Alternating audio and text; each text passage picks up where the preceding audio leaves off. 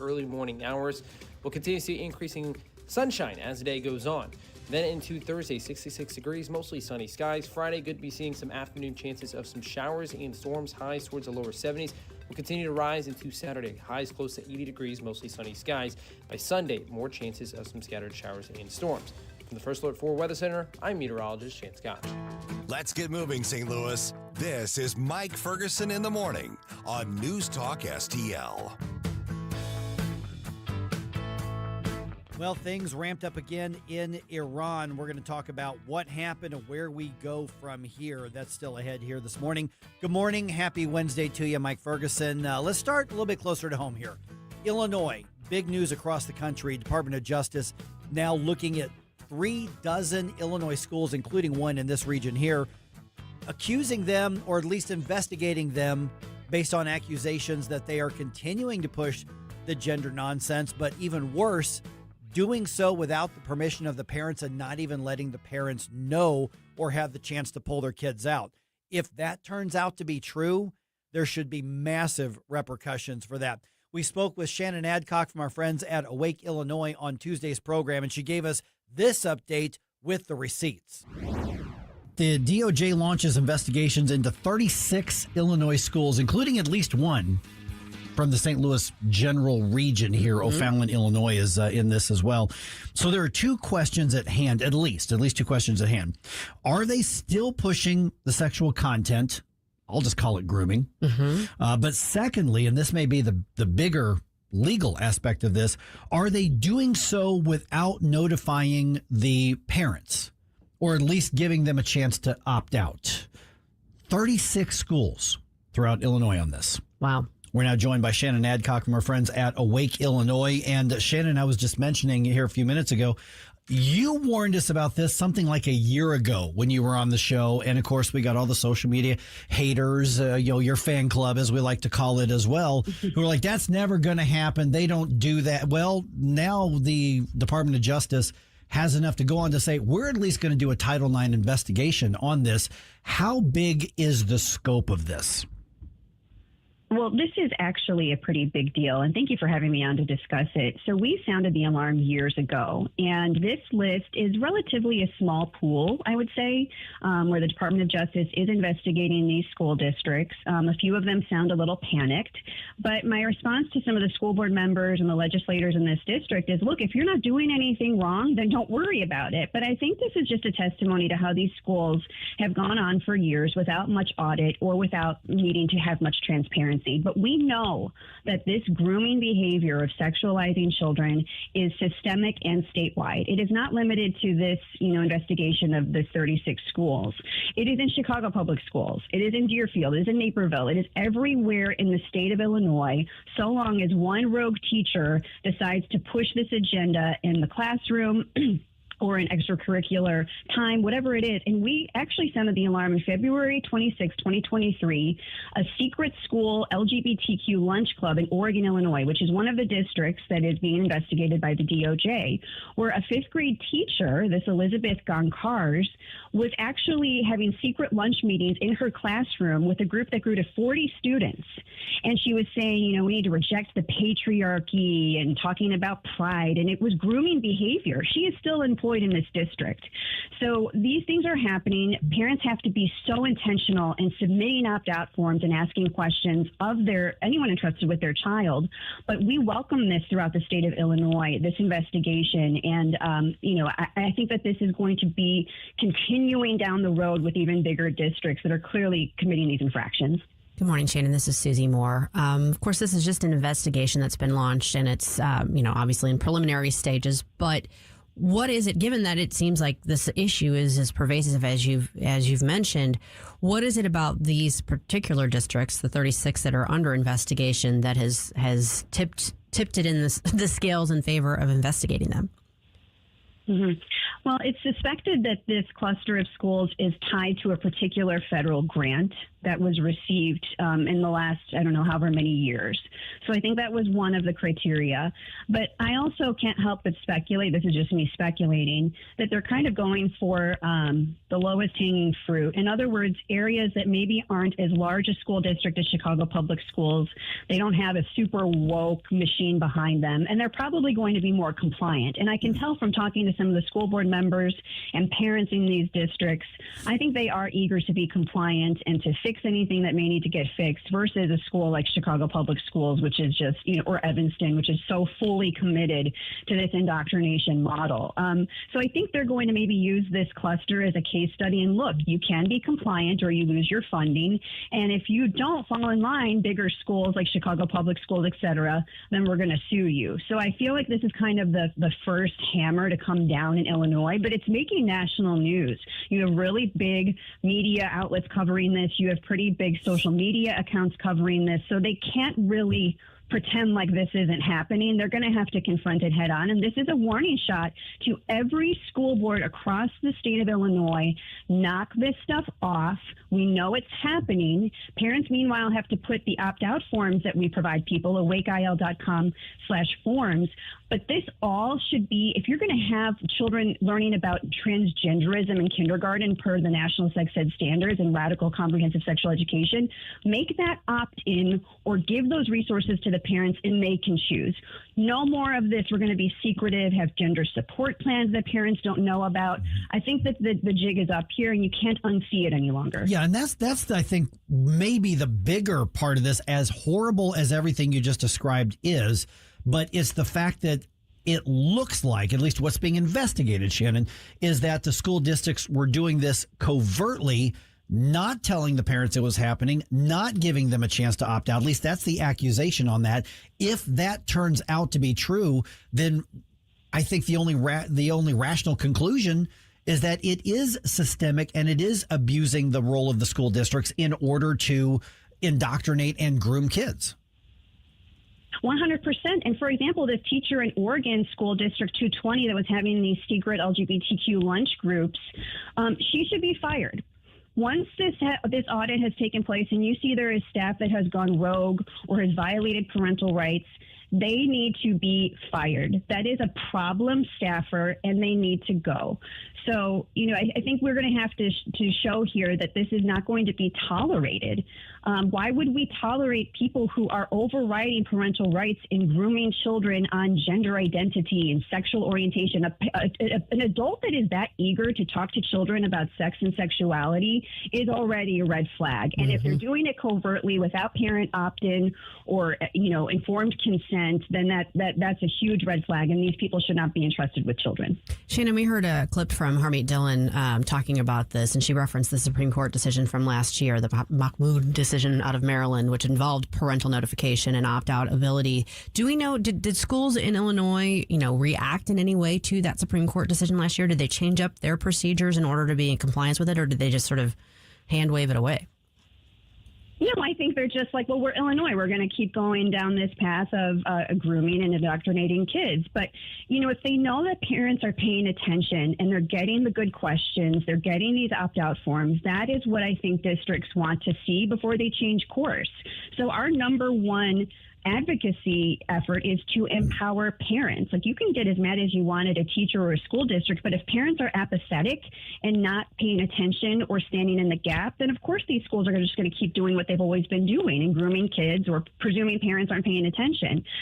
But we have forms at awakeil.com/forms that reference these Supreme Court wins to protect parental rights. You have Mahmoud, which was religious objection to some of these highly sexual woke books, and so they preserved opt-out for that reason. And then you have Mirabelli, which was where staffers in California were being forced to use pronouns. And we're highlighting now through last night, my social media, I posted Chicago Public Schools. I got training materials that are given to teachers pre-K through 12, really going all in on this agenda and saying, yeah, affirm with pronouns, yay, like celebrating it. But we have some strong Supreme Court precedents that protects sanity and protects common sense. It's just a matter of whether Illinois parents are really going to be involved in asking these questions and standing in the gap for their kids. That's what we want to see more of, is parents go on offense now that the DOJ is paying attention. And God bless Harmeet Dillon and her team. I think they're going to do some good work here. Okay, so I've just got a minute or so left. Shannon Adcock from Awake, Illinois. Mike Tobin from Fox News was doing the story on this last night, and he sort of encapsulated the responses from a couple of high-profile Illinois politicians. Here's what I caught on Fox News' report, and respond to this. Now, Illinois Governor J.B. Pritzker dismissed the new investigation as a sham aimed at punishing states President Trump does not like. Democrat Illinois Senator Dick Durbin said if President Trump cared about students, he would reverse a decision to dismantle the Department of Education and stop attacking the rights of LGBTQ students. The ACLU says the Trump administration is wrongly interpreting federal law. Okay, your reaction?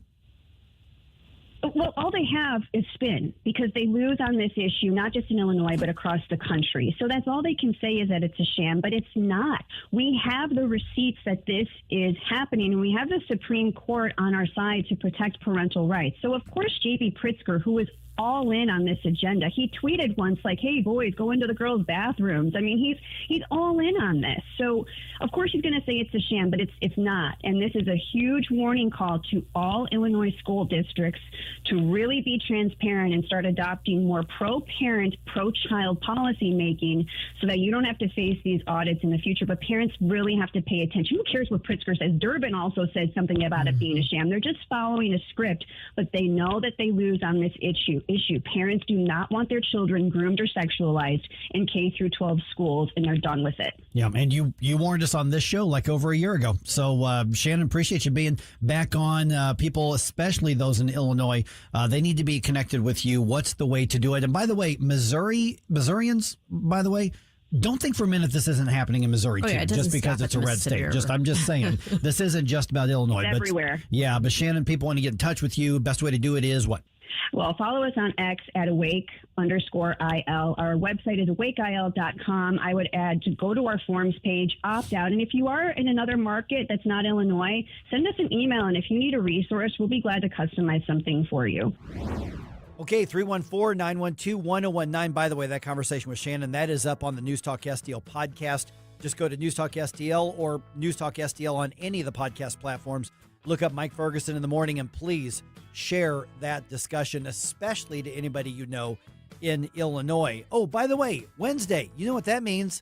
It's time that you start sending in your bump music request for Flashback Friday. So send those in to Jerome. We're getting a lot of those requests in. Get yours in early, and you can get it on his radar sooner and have a better chance of hearing your song on Friday. All right, this is 101.9 and 94.1 News Talk STL. If you find yourself feeling out of place in the world, it's comforting to know conservative values haven't been abandoned everywhere. Thanks for being my voice in all this. This is News Talk STL. There are people out there that feel the way that I feel and say what I say. Welcome home. Sometimes it seems all lawmakers do is tax and spend. That's why Missouri voters passed the Hancock Amendment in 1980 to place a limit on what the government can do with your money. But the Hancock Amendment is outdated. It hasn't provided a taxpayer refund since 1999 and probably won't without reform. That's why Missouri needs a taxpayer Bill of Rights. Colorado has one, and taxpayers there have received more than $8 billion in refunds. It's simple. There should be limits on government spending and refunds when there's a surplus in the state budget. A taxpayer Bill of Rights constitutional amendment would help limit the growth of government. Missouri's budget has nearly doubled in the past 5 years, yet the state lags far behind states like Colorado in economic growth. The Hancock Amendment was supposed to protect taxpayers. Now it's time for an update and a taxpayer Bill of Rights. After all, it's your money. Learn more at showmeinstitute.org. The Show Me Minute has been brought to you by Show Me Institute and Show Me Opportunity.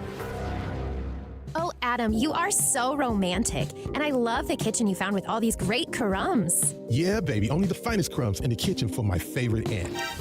Oh no, it's the pest control company again with those green wheels. They always kill the mood. This is Derek, the owner of All Solutions Pest Control. Give us a call today at 636-486-7888. We'd love to help you out. Learn more about our special $67 offer. You can visit us online at allsolutionspestcontrol.com. If a pest-free home is your goal, call All Solutions Pest Control.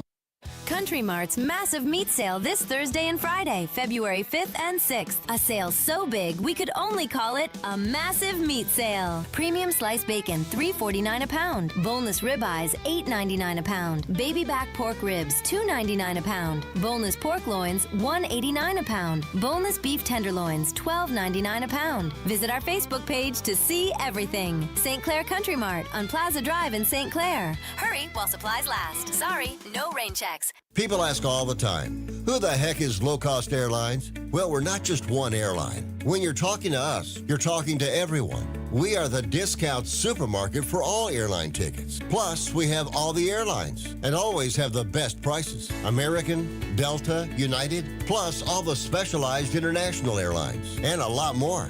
And we make it easy. We guarantee you'll talk to a live human in 60 seconds. You can have the rates you need and have your trip booked in 5 minutes. Now, how cool is that? And remember, when you're talking to us, it's like talking to every single airline available with one fast phone call. All you need to do is call and find the best prices to fly wherever it is you want to go. So are you ready? Call Low Cost Airlines right now. 800-515-2397. 800-515-2397. 800-515-2397. That's 800-515-2397.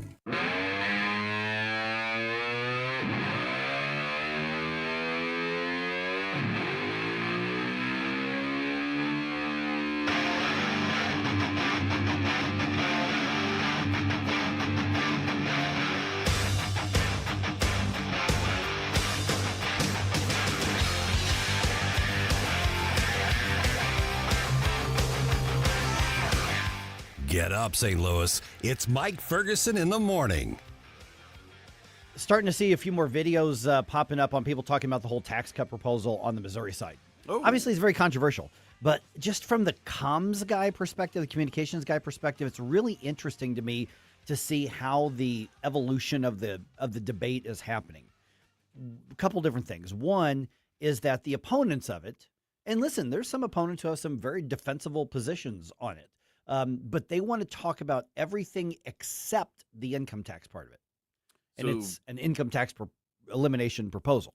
So is this an evolution of the debate or a devolution of the debate? I think, yes. Well, the reason why I'm asking is because, again, the whole debate should be around not only getting rid of income tax, but also how can we pad that loss of revenue and what all it would entail. So if you're only focusing on, well, see, they're going to do this, just ignore that they're going to cut that, and that doesn't seem like an honest debate. Well, yeah, I mean, it's strategic, and that's the thing. It's funny because I was talking to Dennis Ganal at our event last week, and I told him, I said, if I were hired to oppose this, if I were hired to oppose the income tax result, and I've been a communications guy, I've been a consultant, I've been a comms director, this is what I do for a living. I said, if I were hired to run against you on this, the last thing I would do is try to go fact for fact and try to get into the nuance in the weeds. Now that what I would do is just create worry and confusion. That's what I would do. So the appeal to pathos, basically. Correct. Yeah. So I, for instance, saw for the first time, I think in a long time, I got a Facebook reel from Ashley Awney, who's the Democratic leader in the Missouri House. And she put up her objection to the income tax cut because, I mean, obviously Democrats, and this is, I'm not being snarky or pejorative, Democrats oppose tax cuts. They think government should get the first cut of everything because they think government is the basis of society and community. Again, I'm not being snarky. I'm just saying that's what makes them Democrats. That's what puts you on the left. That's part of the core belief is that it is very government-centric, government-first thinking. Okay, but what's interesting is she didn't address the income tax cut or reduction at all. Everything was focused on the sales tax hike. And that was brought up at our town hall the other day. Because there's no guarantee that there's going to be a sales tax hike. However, it is fair to say, but there will be things subject to sales tax that are not subject to sales tax now. Mm-hmm. Okay, so that is a fair. But the interesting thing, and also when you look at the people who were Well, they say they're Republicans or they say they're conservatives, but they're opposing the income tax cut. And there's a lot of bickering online about this, or the income tax. All they're focusing on is the sales tax increase. Well, first of all, there's no guarantee that there will be, but there might be. And I was talking to somebody I've known a long time, and he really opposes the income tax cut. We'll probably have him on the show here at some point, because I've given the pro income tax cut folks plenty of time, and there's nothing wrong with having the other side on. And he goes, but it's going to triple the income tax or the sales tax. I'm like, well, we addressed that, and that's not true for a variety of reasons. He says, but that's the only way that you can balance the budget and replace that revenue. Well, no, not exactly. Mm-hmm. But I think it's interesting that the opponents, and by the way, if you're the Democrats basically are kind of shutting up about this. I mean, if you think about it, because there are enough Republicans who are opposing a tax cut that all they need to do is have 3, 4, 5, 6, 7% of Republicans get suspicious or unsure or questioning it, and then the Republicans can defeat this. That's really where it's at right now. Never interrupt your opponent when they are in the middle of making a mistake. Sun Tzu, you've read Sun Tzu as well. Yeah. So I just think it's fascinating how the narrative. So this is going to be a battle of narration, because the reality is that it is complex. There are no simple concepts that describe the whole thing. I would encourage you. I think Americans for Prosperity is making like a full produced version of the town hall meeting the other day, but you can go to their Facebook, you can go to my Mike Ferguson Media Facebook page, and you can listen to the entire thing. And it's, because like, for instance, we got into the weeds, we asked those questions about the tax increase, rate and all that, sales tax and all that kind of stuff. So we actually went pretty deep into it, but that's really nuanced. And putting something very nuanced on a ballot where most people do not dig into nuance means the narrative wins the day, one way or the other.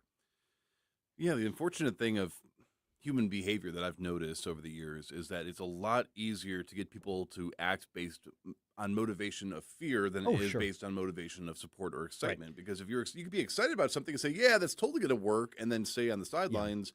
But if you were legitimately fearful of something, then you're going to show up and try to stop whatever you fear. And if that fear is not based on reality or truth, then you need to correct that. It's easy to act on emotion. It's difficult to think things through. Yes. That's the big thing. So I want to point that. I just thought that was pretty interesting on here. Okay. A quick story. Okay. So Ethan, our sales guy, and I, we ran out to visit with the folks at the Nutrition Stop yesterday. And so yes, they're like clients, but I'm just kind of part of the crew over there now. You like them a lot. I think they like me. So I walk in, of course, and now I can do like dumb stuff. So we walk into Nutrition Stop, and I walk in first. I think it was Dawn who was at the front register. And usually I walk in, it's like, hey, Mike, how's it going? You know where you're finding stuff, all that kind of stuff. But I walk in, and Dawn's like, hey, Mike, how you doing? And I'm like, hey, I'm really hungry. Do you have any donuts? And she just kind of does the cocked head thing, and then there's what's said, and then there's what's said without saying it.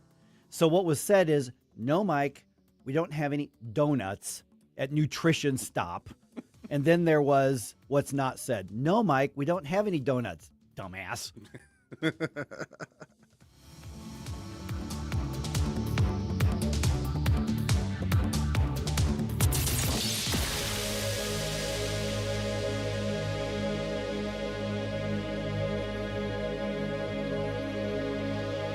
Rhino Shield is engineered to outlast paint by a lot, backed with our 25-year transferable warranty. Paint a house, shield a home. We do brick, block, stucco, asbestos, steel, aluminum, cedar, and more. We are the only coating company selected by Disney, This Old House, and 3 times on HGTV's Curb Appeal, where all 3 episodes concentrate on unpainted brick. If you maintain or own a business with a tired-looking building, you owe it to yourself to look at Rhino Shield and our beautifully durable color schemes. Evaluations are free. We're making buildings pop and be noticed again, from Champaign to the Lake of the Ozarks, exceeding expectations every day with our products, people, and performance. Now is the time to call 877-25-RHINO, 877-25-RHINO, or go to 877-25rhino.com and see how honest and transparent we really are. Tell them, ladies. Don't hate, don't don't Rhino. Go Rhino Shield. Never paint your house again. Rhino Shield. Life's legal challenges deserve experienced representation. For over 15 years, Cole Combs Attorney at Law has been serving St. Charles and surrounding counties with comprehensive legal expertise. From tax preparation and estate planning to family law and criminal defense, Cole delivers personalized solutions for your unique situation. We have traffic tickets, need a business formation, real estate matters, one call will handle it all. Cole O. Combs Attorney at Law. Call 636-949-0010 extension 3 today or visit colecombs-law.com. Hey, it's Chris Arps. Becky and I recently discovered a restaurant that's quickly become one of our go-to restaurants, Timothy's in Creve Coeur. Led by executive chef Will Mabry, Timothy's serves contemporary American cuisine with a touch of Southern charm. Dishes like pastrami, smoked lamb, and shrimp and grits. My wife absolutely loved the lobster pot pie, and everything we've tried has been incredible. Amazing house-made desserts and over 500 wines to choose from. Enjoy dinner 7 nights a week, plus lunch, brunch, and private events. Timothy's in Creve Coeur at 12710 Olive Boulevard or online at timothysstl.com. Lower your car payment today. Lower your car payment today. Yes, you heard us right. You can lower your car payment right now by making this free call and save up to $1,400 a year on your current car payments. Think about your current car payment right now. What's that costing you per year? Now think about what it would be like to put an extra $1,400 back in your pocket. That's the average savings our customers experience. We can help you drive the same car and pay less every month by lowering your car payment's interest rate to as low as 4.67%. At Rate Genius, we can work with you to refinance any car payment. If you qualify, it costs you nothing to find out how you can lower your car payment. To learn more, call this number right now. 800-493-5670. 800-493-5670. 800-493-5670. That's 800-493-5670. KLGY HD3 Clayton, K270BW Bellefonte, KNVS Bowling Green. This is News Talk STL at 1019, 94.1, and always streaming at NewsTalkSTL.com. Breaking news this hour from Town Hall. I'm Rich Thomason. While hinting that a final agreement to end the Iran war could be close at hand, President Trump is pausing Project Freedom. Writing on Truth Social, he says the effort to guide ships through the Strait of Hormuz is being put on hold for a short period of time to see whether the agreement can be finalized. Iran's top diplomat meets with his Chinese counterpart in Beijing. Chinese Foreign Minister Wang Yi told Iran's Abbas Araghchi that China is deeply distressed over the war that's lasted more than 2 months. In a video of the meeting accessed by the AP, Wang says, "We believe that a comprehensive ceasefire is urgently needed, that a resumption of hostilities is not acceptable, and that it's particularly important to remain committed to dialogue and negotiations." It's the first time since the start of the war that Araghchi has travelled to China, whose close economic and political ties to Tehran give it a unique position of influence. I'm Charles Dillethesma. Republicans wasting no time pursuing redistricting efforts across the South. This follows a high court ruling that affects majority African-American congressional districts. South Carolina, Alabama, Tennessee, and Louisiana are all considering changes. Republican leaders in South Carolina are targeting a district held by a longtime black Democratic lawmaker. Alabama is debating legislation for a special congressional primary. And that's correspondent Andrew Stewart. Trump-endorsed candidates really cleaned up in the Indiana State Senate primaries. Of the 7 challengers endorsed by President Trump, at least 5 of them won. One incumbent senator prevailed, and the 7th race too close to call. U.S. Senator Jim Banks calling it a big night for MAGA in Indiana. The Dow futures up 541 points. NASDAQ futures ahead 450. More on these stories, townhall.com. Health insurance rates are surging in America, leaving millions without affordable options. If you're sick of having paychecks eaten up by healthcare costs or dealing with mega corporations, then listen to this. Christians don't need to waste money on a broken system. That's why I want to tell you about Christian Healthcare Ministries. It's an alternative to traditional health insurance at half the cost. With CHM, fellow believers contribute monthly to help pay each other's medical bills. classes. There's no enrollment period, so you can join anytime. And you aren't restricted to provider networks, so you choose the doctors and hospitals you want. It's that simple. CHM is not insurance. It's a ministry that puts faith into action. Feel the difference of financial support and biblical care from fellow believers. Join CHM today by visiting chministries.org/wellness. That's chministries.org/wellness. From the Michaels Flooring Outlet Weather Center. Meteorologist Shan Scotch with your first alert forecast. We're going to be tracking highs back towards the 60-degree mark today as scattered showers push out during the early morning hours. We'll continue to see increasing sunshine as the day goes on. Then into Thursday, 66 degrees, mostly sunny skies. Friday, good to be seeing some afternoon chances of some showers and storms, highs towards the lower 70s. Will continue to rise into Saturday, highs close to 80 degrees, mostly sunny skies. By Sunday, more chances of some scattered showers and storms. From the First Alert 4 Weather Center, I'm meteorologist Shan Scotch. This hour of News Talk STL is brought to you by Stifel, serving investors for over 130 years. Contact your Stifel financial advisor at stifel.com. That's STIFEL.com. Hi, I'm Dr. Alan Link, owner of the Dental Link. You've heard ads about teeth in a day, but did you know that you will be chewing on plastic, acrylic teeth? Here at the Dental Link, we can give you porcelain crown and bridge teeth utilizing mini dental implants that function much more like real teeth at about half the cost. Plus, mini dental implants are less invasive, less painful, and your recovery time is much shorter. Give us a call at 314-794-6464 or simply visit us today at thedentallink.com.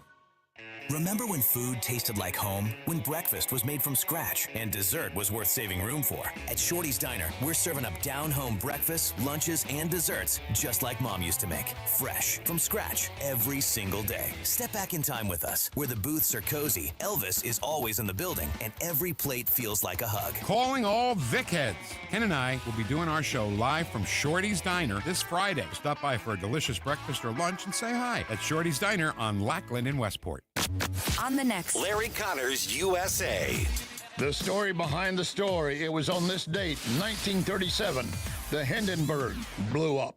Larry Connors, USA. Now, weeknights 6 until 8 on News Talk STL. Mike Ferguson. Boo! Relax, nerd. Susie Moore. And that would be a good time to respond with some applause. Get up, can't you hear the alarm? Get up, St. Louis. That's a banana republic without the banana. Mike Ferguson in the morning on News Talk STL. Interesting development in that stabbing situation at Busch Stadium this week. Yeah. Did you see this? No, I saw it when the news broke of the incident. Yeah. But what ended up happening? Well, the prosecutor's office says we're not filing charges. No charges. Oh. They have emphatically said we will not be filing charges. Is it a self-defense situation? Well, they're not. Okay, so that's what it looks like, to this. But I think it's kind of interesting because what you had is a 27-year-old man named Aaron Jones who was the one who died. Okay. And he and the other guy involved were third-party vendors. Basically, it looks like at least one, if not both of them, worked for a cleaning company that Busch Stadium hires to contract out to clean whatever it is that they clean there. Did they work for the same company? That's what's not clear. Okay. I don't know. So, but what it appears is that they ended up with a personal beef.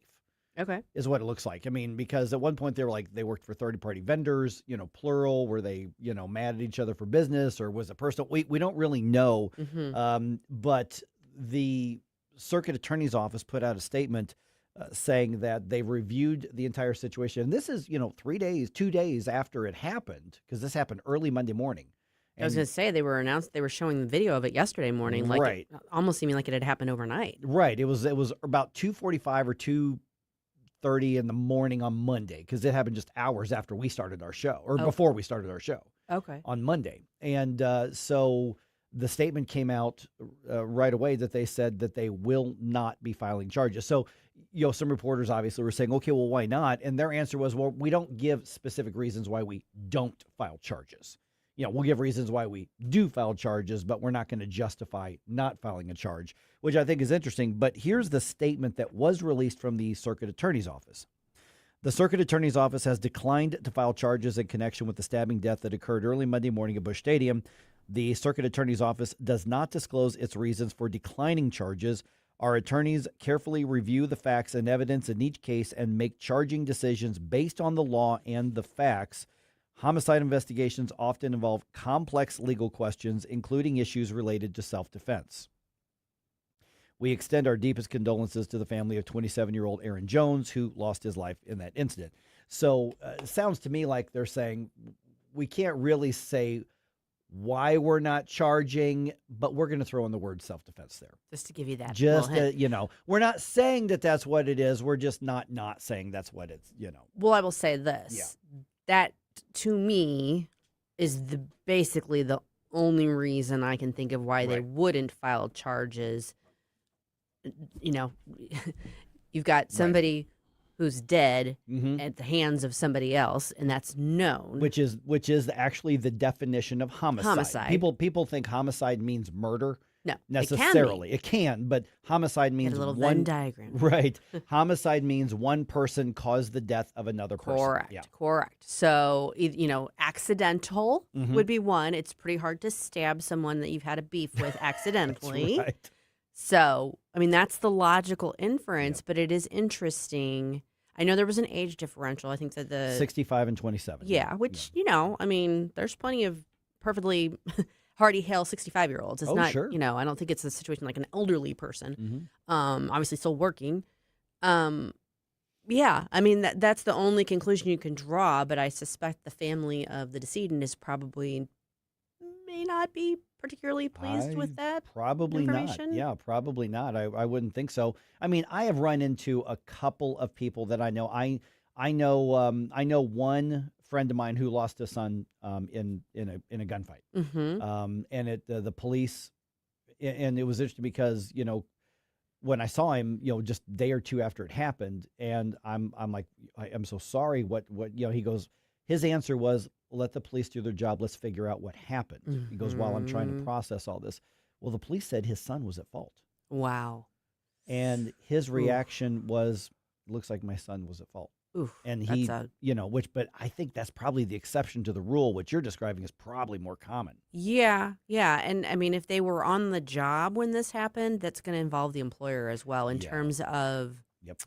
I don't want to get too craven about this, but like from a financial standpoint, it sometimes can be hard to bring a civil lawsuit against somebody.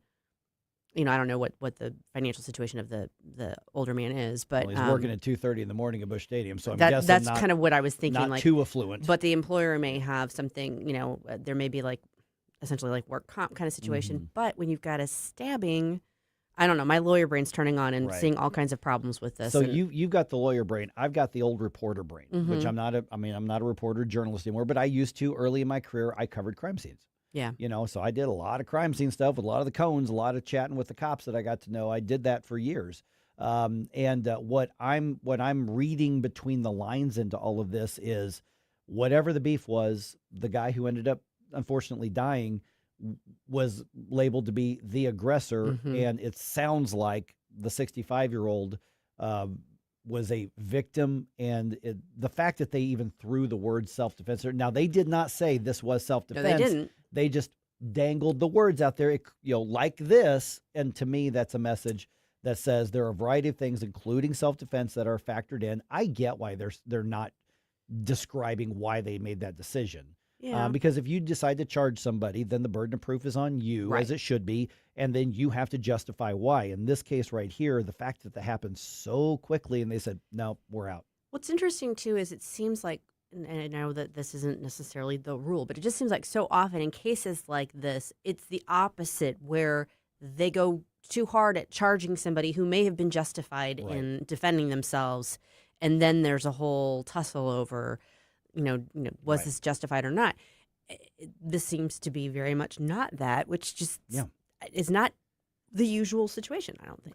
I agree that this is very different than what I've seen. So because Gabe Gore seems to be pretty on top of it at the circuit attorney's office. So what I'm my personal guess, just based on this limited information that anybody can look up, is that it looks like it was probably a very clear-cut case of self-defense. And I'm guessing there is clear video of it. Yeah. That's the only witnesses that's the only thing I can take from that is that there's something. Yeah, I would say video more than witnesses because witnesses are not necessarily the most reliable. Given where it happened, there probably is video footage of it. So that's to me the one thing that I could see prosecutors looking at it and going, there's no way here. Yeah, exactly. Also, around the same time, just a day or two before that, we had all those car break-ins right around by Busch Stadium. Mm-hmm. So it turns out that there were 5 juveniles detained. I can't find anywhere where the word arrest is listed, but detained. Yeah. So 5 juveniles detained in connection with that string of car break-ins, and also they believe involved in other sort of lower level crimes there like probably this. was surveillance footage. Yeah. So now that's all that we have, and I haven't seen anything updated since, for the last over 24 hours, on that. But a little bit later on today, we're going to chat with our friends from the Show Me Institute because they did an interesting podcast that they just released a day or so ago regarding there's a clear trend. People who have opportunities, that's how they're describing it. And that's a good way to do it. Basically you've got young professionals, you've got maybe people who are getting into, retirement, or they're in that stage of life where they're going to decide where to settle down or whether to start a career or whether to start a family. And they've got the choice to take an opportunity in St. Louis, but they're going to Nashville, they're going to Austin, they're going to Dallas, they're going to other places.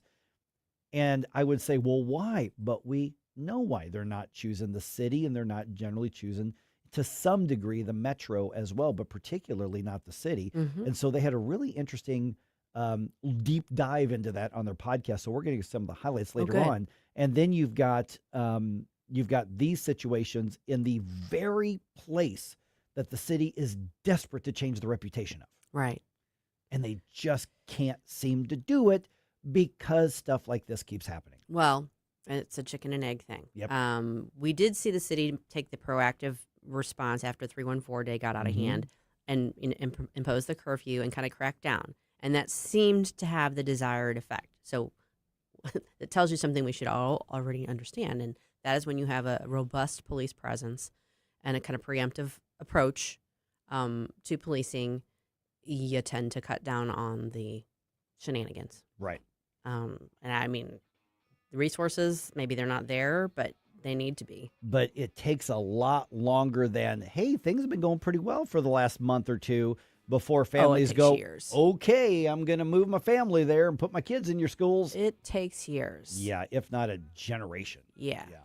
What doesn't take years, however, is getting your Flashback Friday requests into one Jerome. Producer Jerome, that's right. He wants to hear from you. He wants your 80s Flashback Friday requests so that we can have a fun time enjoying the bump music on Friday. Get them into Jerome at NewsTalkSTL.com.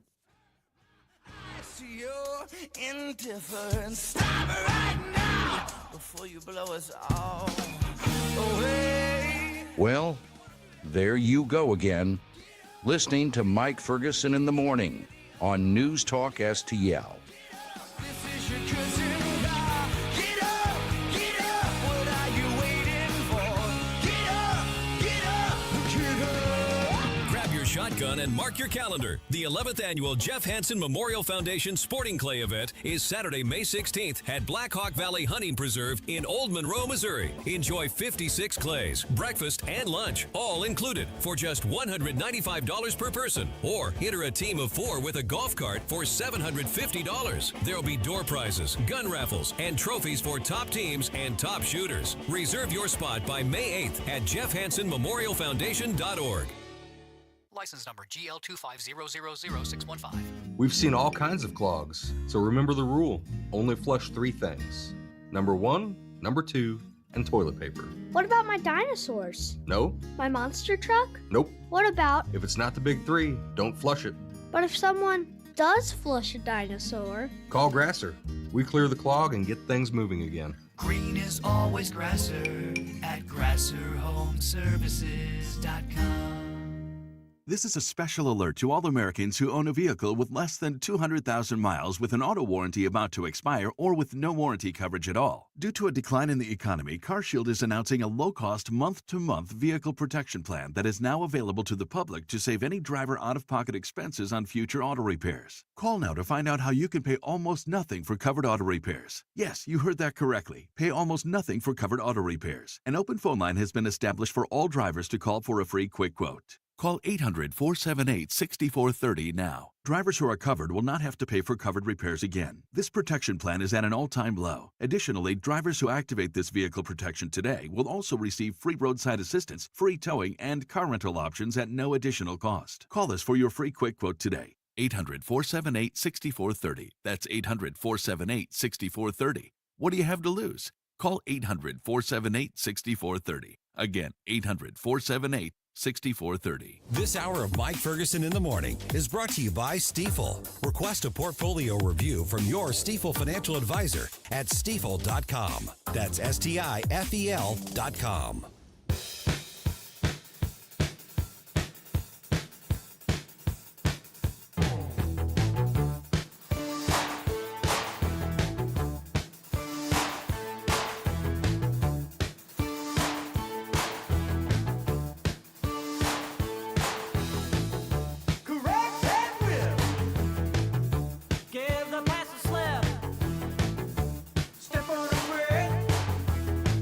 Let's get back to all this madcap mayhem with Mike Ferguson in the morning. But don't forget, stick around for Jones and Arps every Monday through Friday, 4 to 6 p.m. Okay, so we're going to bring one of our discussions that we had after the show yesterday and just invite everybody else to join in. Now, I was tempted to go, okay, is this one of those kids these days? But I don't know if it's necessarily that. So Susie has a Walmart story that you were telling us. And it's funny how, like, Jerome and me and our boss Jeff were like, oh, I know. And because things have changed so much, basically customer service, is that essentially a lost art? I mean, for a so-called service economy that's obviously transitioning into whatever's next, digital or AI, but in theory, a service economy, there's really not any concept of customer service or even etiquette involved. And that debacle that you dealt with at Walmart, just run with it there. Okay, I got to set it up like this. Yeah. So growing up, I was a Target girl just because that's what was close to us. So I have a built-in bias. And I Target and Walmart are different, but they serve a similar role in people's lives in terms of kind of like the one-stop shop for a lot of different stuff, clothing, groceries, household items, that sort of thing. So I'm going to compare them, even though I recognize that they are slightly different business models. My comfort zone is Target. Okay, sorry, stuck up snot, whatever.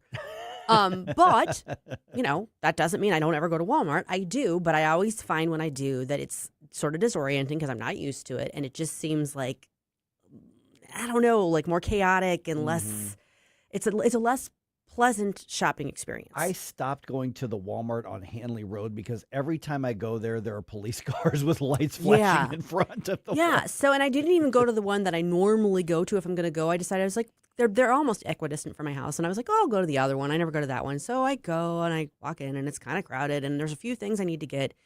And they're kind of in all different places in the store. So I'm a little discombobulated because I'm not even familiar with the layout of that store. And so I'm kind of wandering around. I will say this.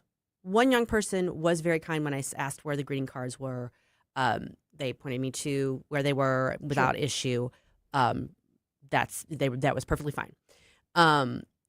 But then when I go to check out, so I have like 6 items, including a bottle of wine.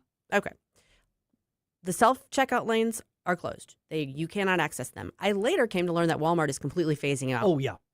I did not know that at that moment. Right. But yeah, they're doing away with them. My guess is most stores eventually will. From a, I guess, loss prevention standpoint. Yeah, it's a theft issue. So you have to stand in line, and there's only maybe 3 checkout people. And so the lines are a little bit long, and people have big, gigantic grocery carts, and their kids hanging off of them, and it's like, it's chaos. So I picked the one that looks to be the longest or the shortest, and then I'm sitting there for a few minutes, and I'm like, okay, this is not going to be the shortest, so I move to a different line. Well, then that line becomes longer than it should have because the person checking out was having an issue with their card and it wasn't being accepted and yada, yada, yada. And I ended up not saving much time doing that. So I'm in line, 10 minutes, whatever. I finally get up to the checkout person and she looks at me and she goes, "Do you have alcohol?" And I said, "Yes." Like feeling, wait, is there a problem with that? How dare you? I'm like, sorry. Jesus will be mad at you. No, okay. And I was like, "Yes." And she's like, "I can't check you out." Okay, I understand. If someone's under the age of 21, they're not allowed to check out someone. So normally my experience has been if that happens, that they call somebody over to serve in their place. She says that to me, and she points behind her to the other cashier, and she says she can check you out, and then walks away. There's people behind me in line. Her light had been on. She just walked off. She just walked off. There wasn't even a, let me go see if I can find someone. It was just, she can get you. Sayonara. And I turn around and look, and the woman she pointed to had already turned her light off because she was closing out her check. I mean, I don't know who was going to be replacing these people. Let's do the visual here. Walmart has, 20 lanes that are built, and they usually have, 3 people who are actually working the checkout. Yes. There were many unoccupied lanes. Yeah. And so I'm looking, and there was, a guy behind me, and he's like, what is going on? And so I look at the gal that she pointed to, and I guess she kind of overheard things. And I said, and she looks at me, and she goes, "Well, I'm done." She goes, "But come on, I'll check you out." Kind of frustrated. And I'm sure she was frustrated more with the other cashier than she was with me. But don't you appreciate the burden that she went to check somebody out at the store? She was a little put out by it. Let me just put it that way. And I was like, "Thank you so much." I was trying to be super nice, and it was meh, whatever. And then the poor guy behind me is standing around what the heck just happened? And I'm like, I don't know what to tell you because I don't think she's going to take you. I don't know what. So finally, 15 minutes later, I'm finally checked out, and I'm walking out of there going, should have gone to Target. Yeah. I mean, it just, I'm sorry. I know that it's there's definite value to having, a lower cost store that you can get almost everything, anything at. I get that. I appreciate that. But good heavens, work on your customer service. Well, and it's not just a Walmart thing. No, it's not. It's not. Now, I don't mean to stereotype it. I'm going to stereotype. The younger they are, what I've noticed is the less the customer service aspect is going to be of value to them. That's been just my observation my as overall well. stereotype that I'm gonna say.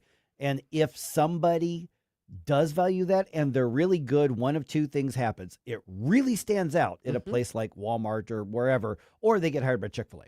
Right. They either move up very, very quickly in the ranks at that store and become management, so they're no longer checking people out. Yeah. Or, yes, they move on to someplace that has a little bit more of a... But we used to actually teach that. I mean, even, that was a big part. I used to teach when I was a recruiter and a trainer for a Fortune 500 company a long time ago.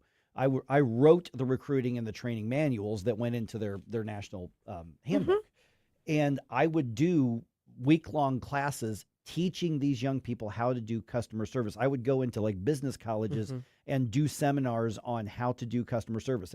And most of these people, and some of them were not just kids, they had never been taught basic etiquette, much less, now I'm talking about business customer service. I'm talking about basic etiquette and communication to other human beings. Right. Make eye contact, be polite, Yeah. No, that's definitely lacking. And I agree with you that it tends to be the younger the people are, the less is an issue. However, the exception to that is, as you pointed out, like Chick-fil-A. Yeah. Culver's. Now, those are food joints, not stores, so there's a difference there, too. Yeah, but there's clearly a value on the customer service. You can tell. It shows because the young people that you are interacting with do have those skills, and they do exhibit. They do. You kind of notice it because they are exercising them. I will also give a shout out to Kohl's, which isn't quite an everything store because you can't get groceries and stuff there, but you can get a lot of stuff there. And in my experience, everyone at Kohl's is very polite. Yeah, for the most part, yeah. If you can get their attention. Well, when you're checking out, you got their attention. I don't usually have to interact with them other than that. But I'm just saying, I've noticed that they seem to go out of their way. And then a lot of times they get done and they're like, there's a customer service survey on the bottom of our receipt. Would you mind filling it out? I mean, they do go that extra. So there are different companies that maybe emphasize that better to their employees or put a better premium on it.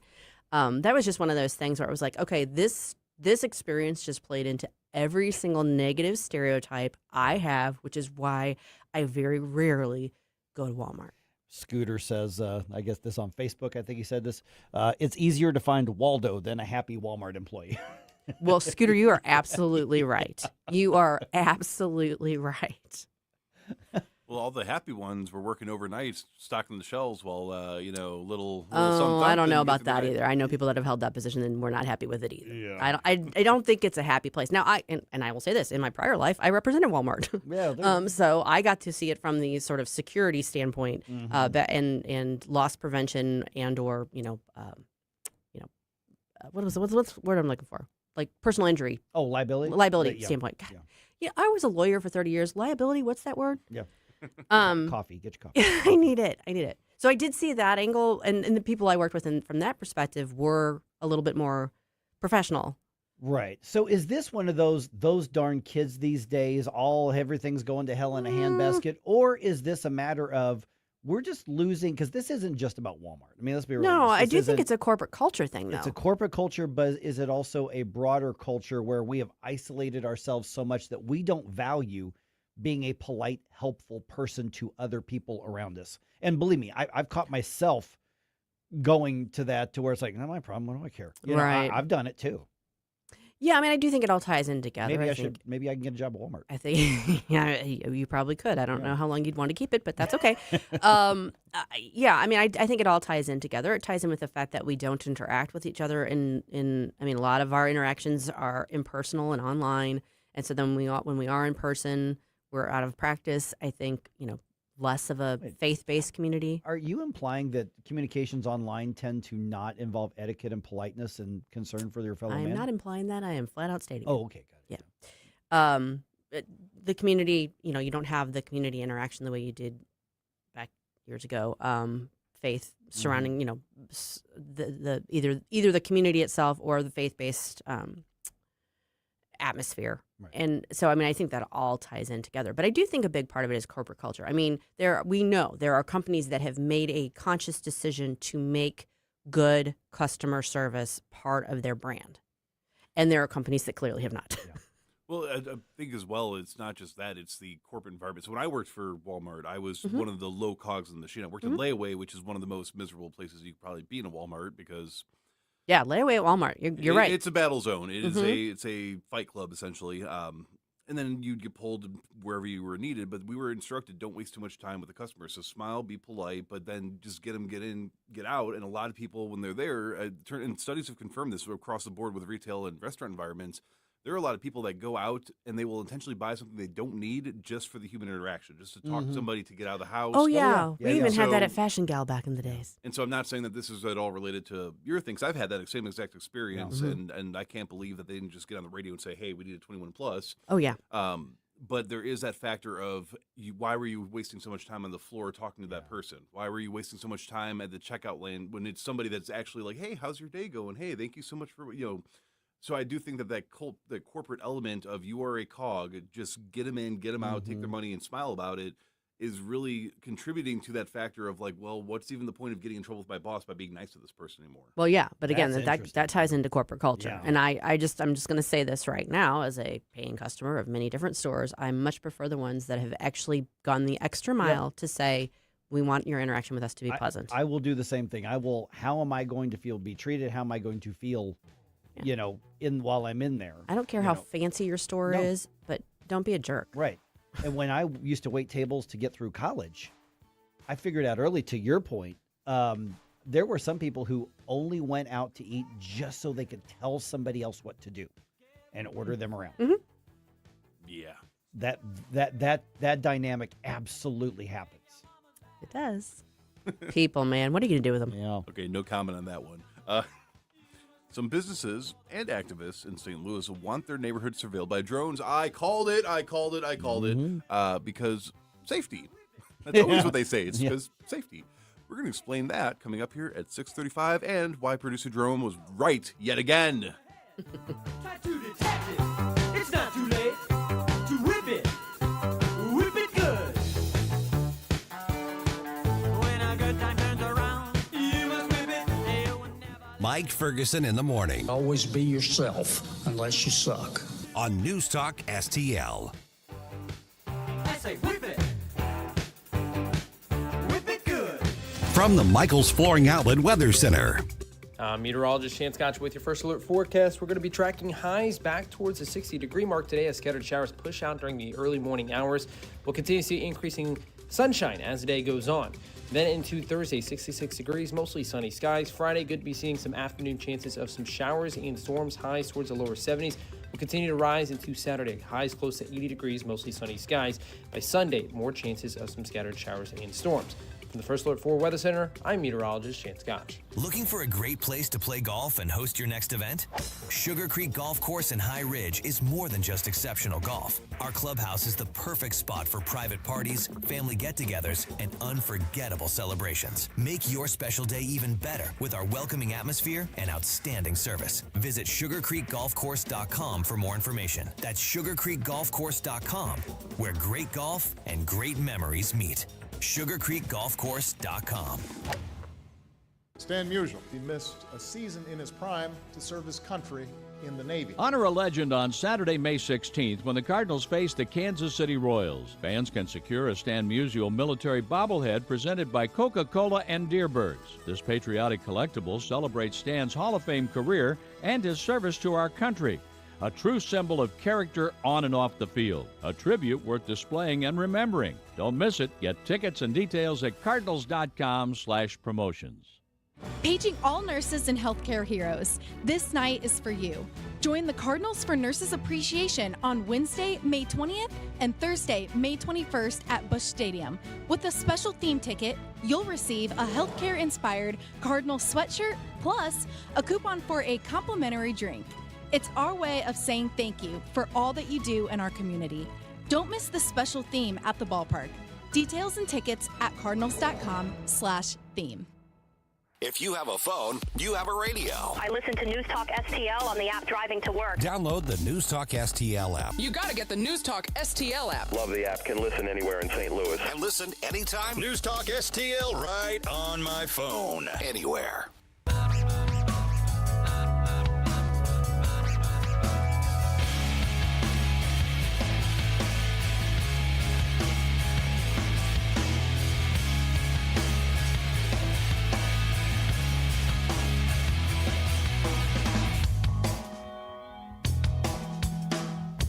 What's going on, y'all? It's the Officer Tatum. You're listening to Mike Ferguson in the morning on News Talk STL.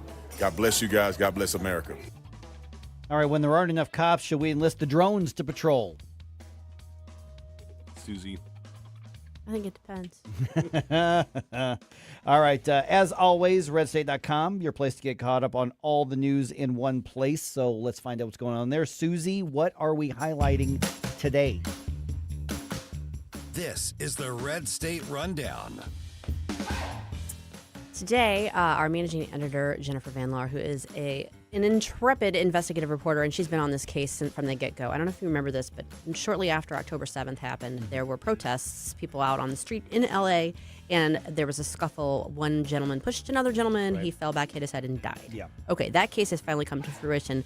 And what we're finding out is that a California judge allegedly bypassed the DA to offer this pro-Hamas professor a sweetheart deal for killing a Jewish man. Yep, I saw that. Yeah, now that sentence has not been finally imposed. That's not going to be till the end of June, but there's a lot of digging into the particulars here. In other words, this man shoved another man, caused his death, and may get a very, very, very light sentence that wasn't even, the Soros-backed DA doesn't even approve of. Right, and this was a very elderly man that was... He was in his late 60s. Yeah. I'm not going to say very elderly. But when you look at his... I mean, you look pictures of him, he was not in great health to start with. No, he was not he was susceptible to be a victim. Correct. I just don't like saying 60s is very elderly. He looks older. He looked older than that in the picture. He was like 68 or 69 maybe. I'm surprised that he's only in the 60s. I could be wrong. I'll have to go back and check. But in any event, she's all over that story. You definitely want to check out her reporting because she does not let detail go unaddressed. So that's big. Nick Arama has this piece up. Katie Porter tries to change her image with new ad and interviews, but it goes south. California gubernatorial race is still going on. Katie Porter, of course, is one of the frontrunners for the Democrats. She has apparently lost weight, I'm going to guess, with the help of like a GLP-1 because it doesn't really look good, right in her face. And she did this sort of interview round. Doesn't help her. Last but not least, Bob Hogue has this one. Georgia Senator John Ossoff has a few 100,000 reasons to stay mum on the SPLC scandal. Ah, okay. You can probably infer what that's about. Yes, exactly. All right, 6:37 right now. Okay, so the Hill, in the city, one of the cooler neighborhoods, I think, in the city. There, it really is not even just for the restaurants. It's just kind of a fun place. So there's some community groups, including the Hill 2000 Neighborhood Association and their local business group, the Hill Business Association. They are proposing the use of drones to patrol the streets and the public areas at night. So literally at night, the drones would fly along the streets, patrolling. And as proposed now, and you can find this, Channel 2 has the story on this one, the drone patrols would focus on public spaces, in particular during the evening and overnight hours. And so the organizers of these groups, they're promising that the technology would not be used to monitor private property or homes or backyards or schools or playgrounds. And they said the programs would not use facial recognition systems or conduct surveillance of individuals. So they want a program that would be, and I'm going to use their words here, or operated by certified professionals with clear policies, oversight, and strong privacy protections. And so they're asking for community support, and they're asking for donations to fund equipment, operations, and coordination so they can launch a drone program. They say the effort is to basically just make things safer, but they're trying to preempt the privacy aspect of this as well. And you know what? For some reason, what movie keeps coming into my mind when I say that, even though drones were not part of the movie, it was the concept, okay? Because drones didn't exist when this movie came out. Jerome, have you ever seen V for Vendetta? Oh, that's my watch list. That's in your wheelhouse right there.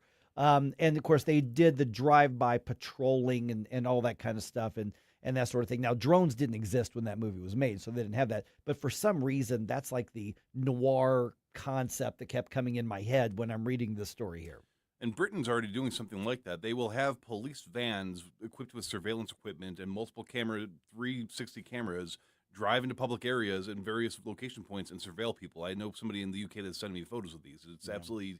Now, apparently, people want to bring that here. So in this case right here, what you've got is the police are not proposing this.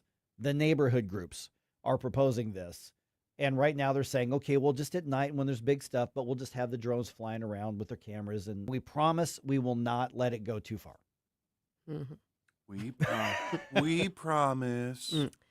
Yeah, I mean, so, okay, what if they listed a bunch of things that they're definitely not going to be doing. Right. But what are they going to be doing exactly? Like what? Yeah, basically, I think it'd be kind of the equivalent of a flying mall cop, observe and report. Right. Is what it sounds like. So how can you observe and report, but not observe and report in a way that's invading people's privacy? I think that is a exceptionally fair question. I mean, the vision can only be on the sidewalk. Yeah. Well, and then the other half of that, too, is let's say they do stumble upon some potentially, not verified, but potentially suspicious activities. Is a drone just going to hover and follow you around? I mean, until you wave him down and say, I'm not the bad guy or whatever. Because if I was a bad guy doing something bad and the drone's staring at me, I'm going to say, I'm not doing anything wrong. Presumably that would then signal for actual officers to come check the situation out. That's the observe and report thing, yeah. Yeah. Yeah, but so I have been profiled because when I was at the peak of being a metalhead. I mean, I wasn't doing anything illegal. It was nighttime. I had the full legal, I wasn't under curfew or anything like that. But I can objectively say that there are times where I have looked like a suspicious. Well, I probably still do. I was going to say you're kind of suspicious now. But at times maybe. Then now I'm going to have some dork with a drone identify me, and then I'm going to have to deal with some cops, even though I wasn't doing anything. Jerome, I mean that you could be susceptible to that, whether we're talking drones or cops, like actual human beings. If they're profiling someone based on how they look and maybe they seem suspicious, that could be happening whether it was being from a drone or a person. But there's a difference between a human interaction to actually clarify things and or an actual being identified by a human being or being remotely observed by a Panacopian surveillance. No, but the point of the drones is that then that would require somebody human to come in and assess the situation. It's not like they're going to arrest you from a drone. Well, no, but again, I think you're missing what I'm saying here. So if I was loitering, let's say I'm outside of a gas station, it's nighttime, and you are like, I don't feel safe going into that gas station because this guy is sitting on the corner. there is a element of human interaction to where we could either have a conversation or you could then like determine more so whether or not you have a reasonable suspicion for not trusting me being on the side of the gas station. If it's a drone, objectively aerial view looking down on somebody, how do you determine if that's somebody that's up to no good or somebody that's like, oh, I'm on my break and I'm just... You don't, but what's the drone going to do? I don't know. It's going to call in a person to assess the situation. Yeah, or whoever's monitoring it, yeah. So who would they contact? You can contact the store manager and say, from the little pump and say, hey, look, there's somebody out here. Is he okay? But the human interaction you're talking about is you're saying it would be better if it was an actual cop that was walking the beat. Or a neighborhood watch group. Right. Somebody What I'm saying is the drone is the intermediary point. Then you get from the drone to that exactly what you're saying would be okay. I understand. I just don't like that dynamic. I appreciate that, but I don't think that's the reason. I mean, I don't think that's the problem with it. I think the problem with it is how do you deploy this sort of surveillance system that that somehow has blinders and doesn't invade people's privacy.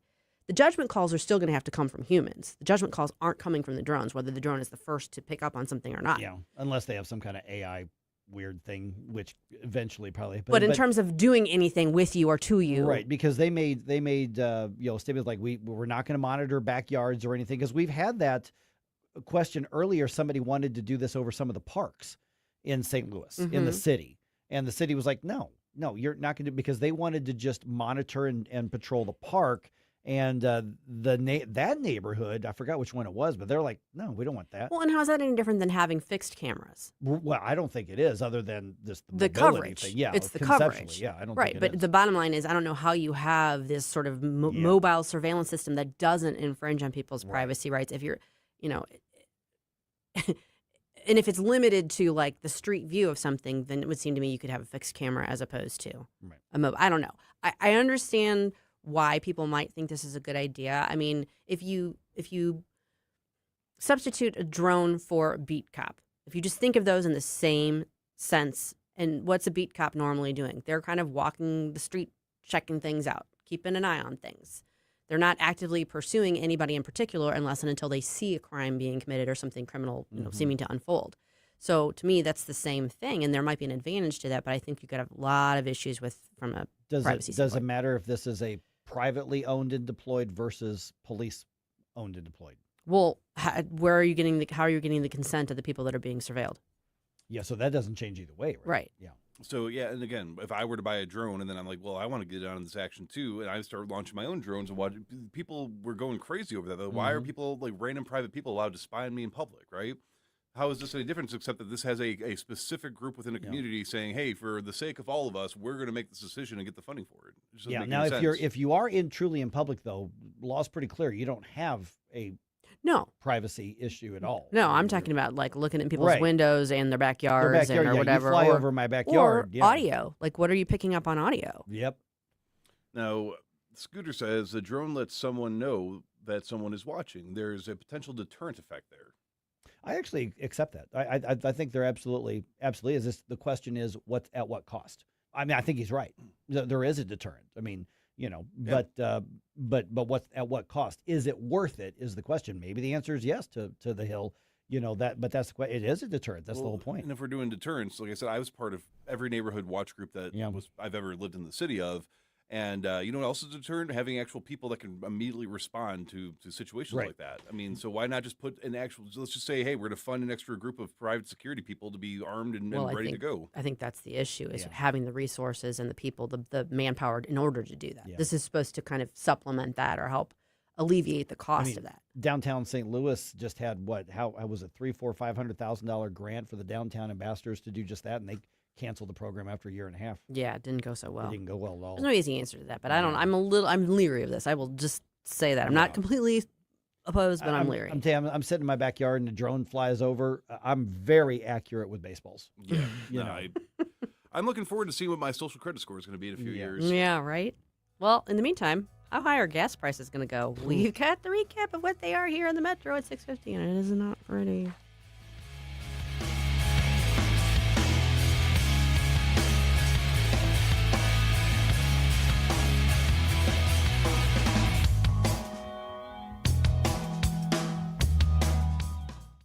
All right, guys, you have heard me talk about Window World before, and that's because they are one of only 2 replacement windows with the Good Housekeeping seal of approval. And they're ranked number 1 in the country for number of windows sold by Qualified Remodeler magazine.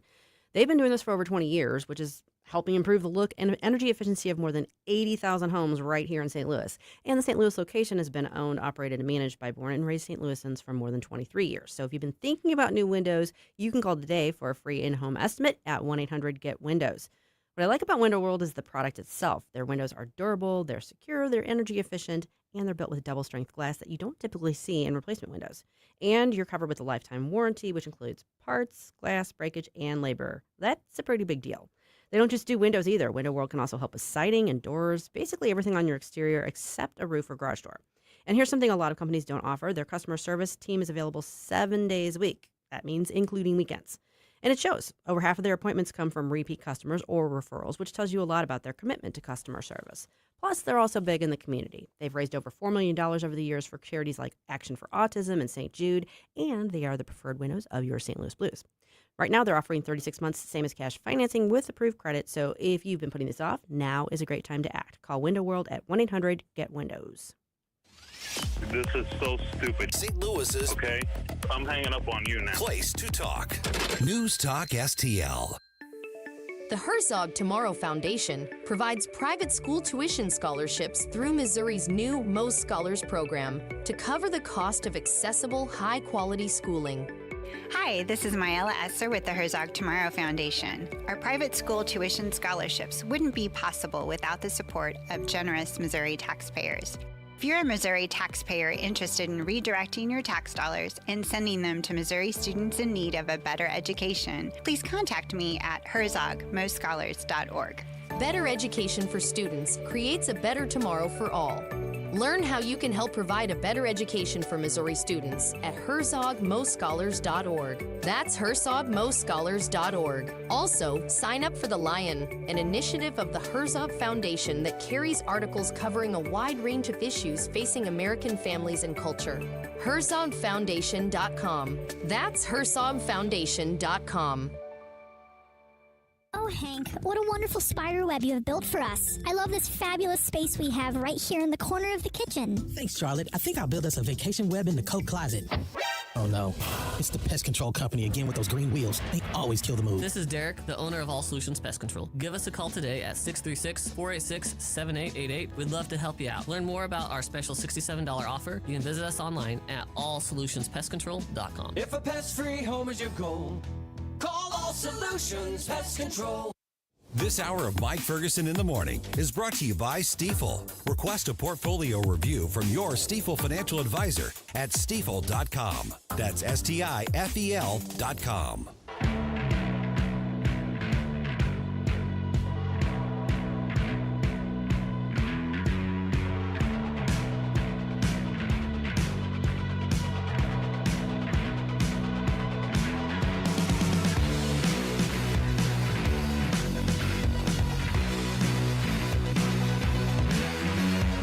This is Kirk Hilsinger, chairman of the St. Louis City Republican Party. Connect with us at stl-gop.com. Now it's back to Mike Ferguson in the Morning on News Talk STL. Okay, so the war against Iran just seems to be changing by the hour. So much going on there. Mm-hmm. Also, prosecutors will not charge the man involved in a stabbing death at Busch Stadium. This is interesting. And the Battlehawks are in a position to go to the postseason again, but they need a real good run in May. But things look pretty good right now for them. Yep. All right, 6:51 right now. Let's do our first news dump of the day. Successful dump. Wake up, America. It all worked out. They got all the news. The morning news dump. All right, President Trump has called off so-called Project Freedom. That was an operation to guide stranded cargo ships through the Strait of Hormuz amid the Iranian blockade. The Navy is warning ships to take a different route through the Strait of Hormuz after the Pentagon tells reporters that Iranian ships were laying mines again. U.S. Ambassador to the UN, Mike Walls, was on Hannity last night on Fox, says Tehran is lashing out in response to the U.S. blockade. You can't respond by throwing sea mines into international waterways and by trying to raise revenue by tolling international civilian shipping. Okay, so Pakistan asked President Trump to pause the operation so that they could work on a deal. They're always working on a deal that is there. You got a handle on it, then it slips away, and that just seems to be the story here. U.S. ships apparently came under attack, but none were actually hit. The president says several small boats were sunk that were not U.S. boats. So basically, there's a ceasefire, except everybody's shooting at each other. But there's a ceasefire. Yeah. There's a lot, like you said, there's a lot of moving pieces and parts. I'm trying to think of who it was. Oh, Marco Rubio gave the presser yesterday. Right, yeah. And actually, I thought he did a pretty nice job of explaining like where things stand. Right. So, yeah. All right, President Trump doubling down on his criticism of Pope Leo ahead of the Secretary of State, speaking of Marco Rubio, of his visit to Vatican City. Rubio, who is Catholic, will travel to Rome and Vatican City this week in a bid to ease rising tensions between the Trump administration and the Pope. Before the Secretary of State's departure, the president claimed Pope Leo believes it's okay for Iran to have a nuclear weapon and that he's endangering Catholics and a lot of people. Leo has not said Iran should obtain nuclear weapons, but he has criticized the war against Iran generally and called for more peace talks. Greg Clugston, Washington. Just going to say that diplomatically speaking, it's probably better that Marco Rubio go talk to the Pope than the president. well, he is the top diplomat. Yes. I'm just saying, I think the conversation and he's will Catholic. go a little bit. And he's, yeah. So he can speak the language. Yeah, no, I mean, I a lot of what we're seeing is, the very public consumption back and forth in terms of the actual relations and that sort of thing. I'm not overly worried about it. I think it's just so much noise. There's a lot of drama. Yeah, I mean, and then I don't think I'm not going to put a whole lot of stock in it. Let me just put it that way. All right, AAA says the average price for a gallon of gas nationally is now $4.54 as of early this morning when I checked last. In Missouri statewide, the average cost is now $4.12, with prices here in the metro area, again, on the Missouri side, ranging from $4.19 on average, $4.19 to $4.37. I've actually seen it a little higher than that. The QT on the way in here on Dorset is $4.39. Yeah, I saw $4.39 on there. But what they do is they look at what's the average in each county and city. So the average is $4.19 to $4.37 on the Missouri side. On the Illinois side, the average price statewide is $4.99. Yeah, statewide prices in the metro area, Illinois side, ranging from $4.84 to $4.94. So, and what's interesting is, the prices had jumped up and then they had kind of moderated and gone back down, and it was like, okay, we're moving in the right direction, and now they've jumped way up. Yep.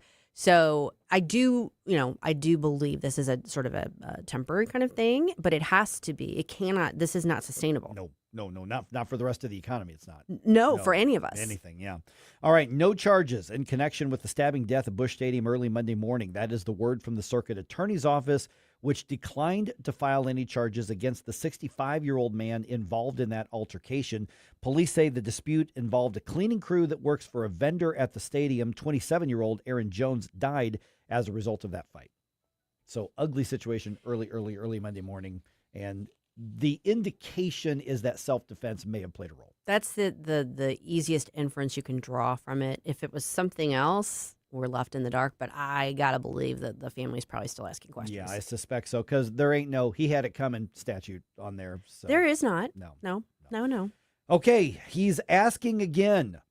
Former St. Louis City Sheriff Alfred Loaded Dice Montgomery filed a motion in federal court asking the judge to dismiss all the charges against him. His claim is that prosecutors relied on false testimony and that his prosecution has been for political reasons. There's been no response from the court. One of the things that he alleged is that he was targeted for being a Democratic elected official in the city of St. Louis because we know the city doesn't like Democrats. Excuse me, what? Come on, Alfred. You got a lot of time on your hands in the pokey. I get it. Wow. But no, that's not going anywhere. Wow. Okay, so budget time. We talk about budget, the statewide level, but how about the national level? Senator Rand Paul out of Kentucky planning to bring what he's calling his six-penny plan to help balance the U.S. budget within the next 5 years. Good luck with that, Senator. Senator Paul was on Fox Business Network's Kudlow, and he says the U.S. having a little bit of a difficult time saving money. every program that we have is running out of money. Medicare, Social Security, food stamps, welfare. We also have to reconsider some policies. Should we be providing welfare to people who come here as refugees or on special visas? I think not. Okay, so the current national debt is around $39 trillion. And climbing. And climbing, because neither the Republicans nor the Democrats are serious about doing anything about it. Nope. Yep. They're not. Gen X knows this. Breakfast cereal was not just a meal to us back in the day. It was often for the toy buried in the bottom of the box. Duh. Yeah, everybody knew that. After more than a decade, Kellogg's is bringing that back, at least for a little while. Woo! Yes. Toy Story 5 toys. I guess we're on number 5 of the Toy Story series. Trading cards, other collectibles are now in several Kellogg's brand cereals, including Fruit Loops, Frosted Flakes, Frosted Mini Wheats, Cocoa Krispies, Corn Flakes, and a bunch of others as well there. Guess I'll start eating cereal again. Yeah, which I look back and I'm like, that was never about the nutrition. Those were chopped up candy bars and milk. Balanced breakfast, Mike. Yeah, no, and I don't eat cereal, and the last thing I'm going to do is try and consume something that's going to give me something else to have around the house. I mean, I'm trying to declutter. I've reached the stage in my life where I'm trying to declutter. I don't need more little toys. Well, then you know what cereal to not eat. None of them. I'll take them. UFL power rankings are out. Battlehawks now 3rd. DC Defenders are 1. Orlando Storm 2.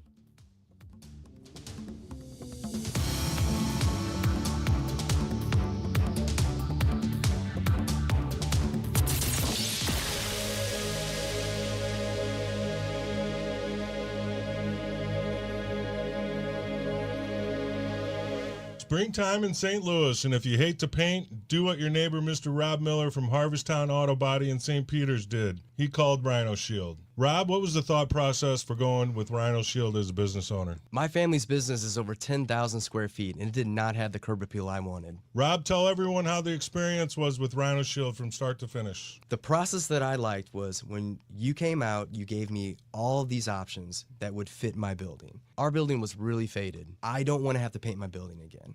25 years is a long time to not have to worry about the outside maintenance of your building as far as paint. That's a no-brainer. That's why Rhino Shield worked for me. Are your neighbors jealous? I would be if I was them. Thanks, Rob. Now it's time to call 877-25-RHINO. 877-25-RHINO or 877-25rhino.com. Genius. Don't paint, don't Rhino, go Rhino Shield. Never paint your house again. Rhino Shield.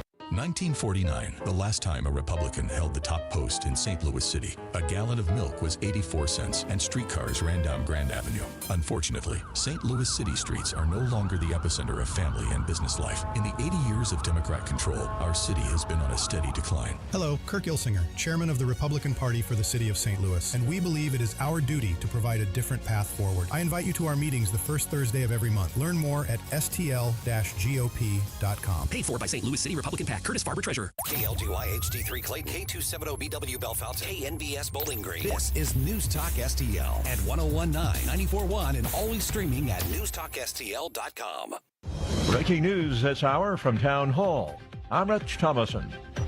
He is putting Project Freedom on hold for now. President Trump says he wants to see whether an agreement with Tehran on ending the war can be achieved. Quoting the president, writing on Truth Social, great progress has been made toward a complete and final agreement with representatives of Iran. Pakistan has been mediating between the two sides, and it hosted peace talks between Tehran and Washington. Meanwhile, China's foreign minister says that Beijing is deeply distressed over the war. Ohio's primary election has set up two marquee matchups in November. One contest, the U.S. Senate race, will help determine control of the chamber. Former Democratic Senator Sherrod Brown will try to unseat incumbent John Husted. The other contest, the governor's race, featuring former presidential hopeful Vivek Ramaswamy. We have a historic opportunity to lead Ohio to be the top state in the country, to raise a young family, to give our kids a world-class education, and to be the state where we revive this quaint idea that we call the American dream. The Republican nominee and biotech billionaire will face Democrat Amy Acton. I am running for governor because people in this state are struggling. They are doing everything right, They're working harder than they ever have, but there is no more breathing room. Trump-endorsed candidates cleaned up in the Indiana State Senate primaries. Of the 7 challengers endorsed by President Trump, at least 5 of them won. One incumbent senator did prevail. The 7th race was too close to call. U.S. Senator Jim Banks on social media calling it a big night for MAGA in Indiana. On Wall Street this morning, stock futures have been sharply higher. The Dow futures up close to 500 points. NASDAQ futures ahead 400. Townhall.com. Hey, I'm Kirk Cameron. Is health insurance eating up your budget for 2026? If you're looking for ways to better steward your finances, consider this: Christian Healthcare Ministries. It's a health insurance alternative at half the cost. Join CHM today by visiting chministries.org/wellness. While insurance companies tell you when to join, what to pay, and where to go, CHM is different. As a ministry, CHM allows you to share the burden of medical bills with other Christians. You can enroll, switch programs, or leave at any time. Christian Healthcare Ministries. It's a world of difference. CHM has 4 flexible programs. You can pick any certified doctor, surgeon, or hospital that you want for eligible care. So make the switch. Take your paycheck back from health insurance this year. Join CHM today by visiting chministries.org/wellness. That's chministries.org/wellness. From the Michaels Flooring Outlet Weather Center. Meteorologist Chance Gotcha with your first alert forecast. We're going to be tracking highs back towards the 60-degree mark today as scattered showers push out during the early morning hours. We'll continue to see increasing sunshine as the day goes on. Then into Thursday, 66 degrees, mostly sunny skies. Friday, good to be seeing some afternoon chances of some showers and storms, highs towards the lower 70s. Will continue to rise into Saturday, highs close to 80 degrees, mostly sunny skies. By Sunday, more chances of some scattered showers and storms. From the First Alert 4 Weather Center, I'm meteorologist Chance Gotch. This hour of News Talk STL brought to you by Chris Cooper and Serenity Wealth Management. Business owners, download your free playbook for financial clarity at SerenityWealthBiz.com. That's SerenityWealthBiz.com. Chris Arps here, and after Becky and I leave church on Sunday, we head down the street to Capriotti's to grab a classic meatball sub. I love Capriotti's, and you will too. Visit Capriotti's now at 2 locations on Manchester, McKnight, and Rock Hill, and now in Creve Coeur on Olive, just 1 mile west of 270.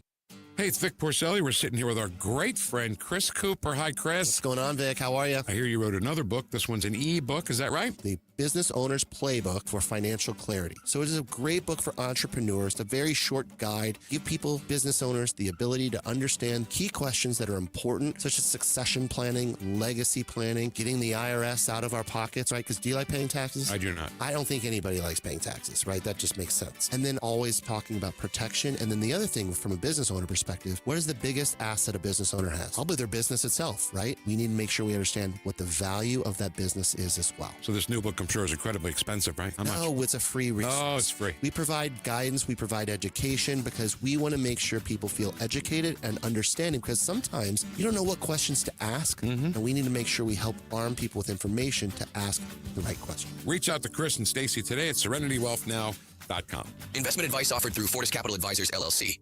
Looking for insurance you can truly trust? Since 1986, Bauer Insurance Agency has been protecting families and businesses across Missouri and Illinois. Owner Cindy Blanton doesn't just offer one quote. She shops all the top carriers like Progressive, Travelers, Safeco, and more to find you the best rates. Whether it's your home, auto, toys, or business, we've got you covered. Visit us at Mid-Rivers Mall in St. Peters or call 636-812-2001. Bauer Insurance Agency, the company that protects. The name you can trust. Mike Ferguson. What is that private pile? Sir, jelly donut, sir. A jelly donut? Susie Moore. Mama don't like tattletales. Get up, St. Louis. So it's time to get out of bed. Pour yourself the greatest cup of Kofifi the world has ever seen. Rise up with one voice. Drain the swamp and take back our country. Today's the day we're going to do it, and it's time to do it right now, believe me. Mike Ferguson in the morning on News Talk STL. Where was the festivity, Jerome? I don't have any of my coffee. I had to do the Charlie Brown dance. The coffee machine revolted against Jerome. No fair. I know. But the coffee's brewing right now. I made sure of that. All right, just saying. Thank you. Okay, this is not a surprise, obviously, but it is a significant step in the prosecution of the latest man who tried to kill the president of the United States. Now we've got federal indictments involved on this. And so it's a little bit complicated with the step-by-step, but it's important that prosecutors do this right. I mean, it is in every case, but especially in something this big. Correct. Yeah. Yes. Yes, absolutely. And you can see the story on this at redstate.com. You can. And it was written by Ward Clark, who joins us right now. And so, Ward, I mean, obviously, we expected, charges to be filed. We expected, indictments. They've gone the grand jury route, it looks like, in this case, and this is a federal. There could be more charges on this, but this is just part of the process, because a lot of people are like, lock him up and throw away the key, but it's crucial that we do it the right way. Right. Yeah, Mike, it is. And granted, as I'm constantly reminding people, I'm a biologist and not an attorney, but I do read a lot about this stuff. It is the process. And Cole Allen is, like anybody, he's entitled to his constitutional rights, which include, trial by jury to face his accuser and all that. These 4 charges, there's nothing surprising about any of them. The primary one is, of course, an attempt to assassinate the president of the United States. The funny thing is, I was looking into this story yesterday, and the statute calls out the sentence, and they leave a hole open you could drive a truck through. Shall be punished by imprisonment for any term of years or life. So you could make 2 years for trying to kill a president. I doubt that'll happen here. I have a funny feeling he's going to get a stricter sentence than that. But I can't read the future. But it sure seemed like they left that one wide open. And then there's counts for, carrying and using a deadly weapon, for carrying a weapon across state lines in order to commit a crime. And like I said, nothing really surprising. And these, again, are, like you said, are just the federal charges.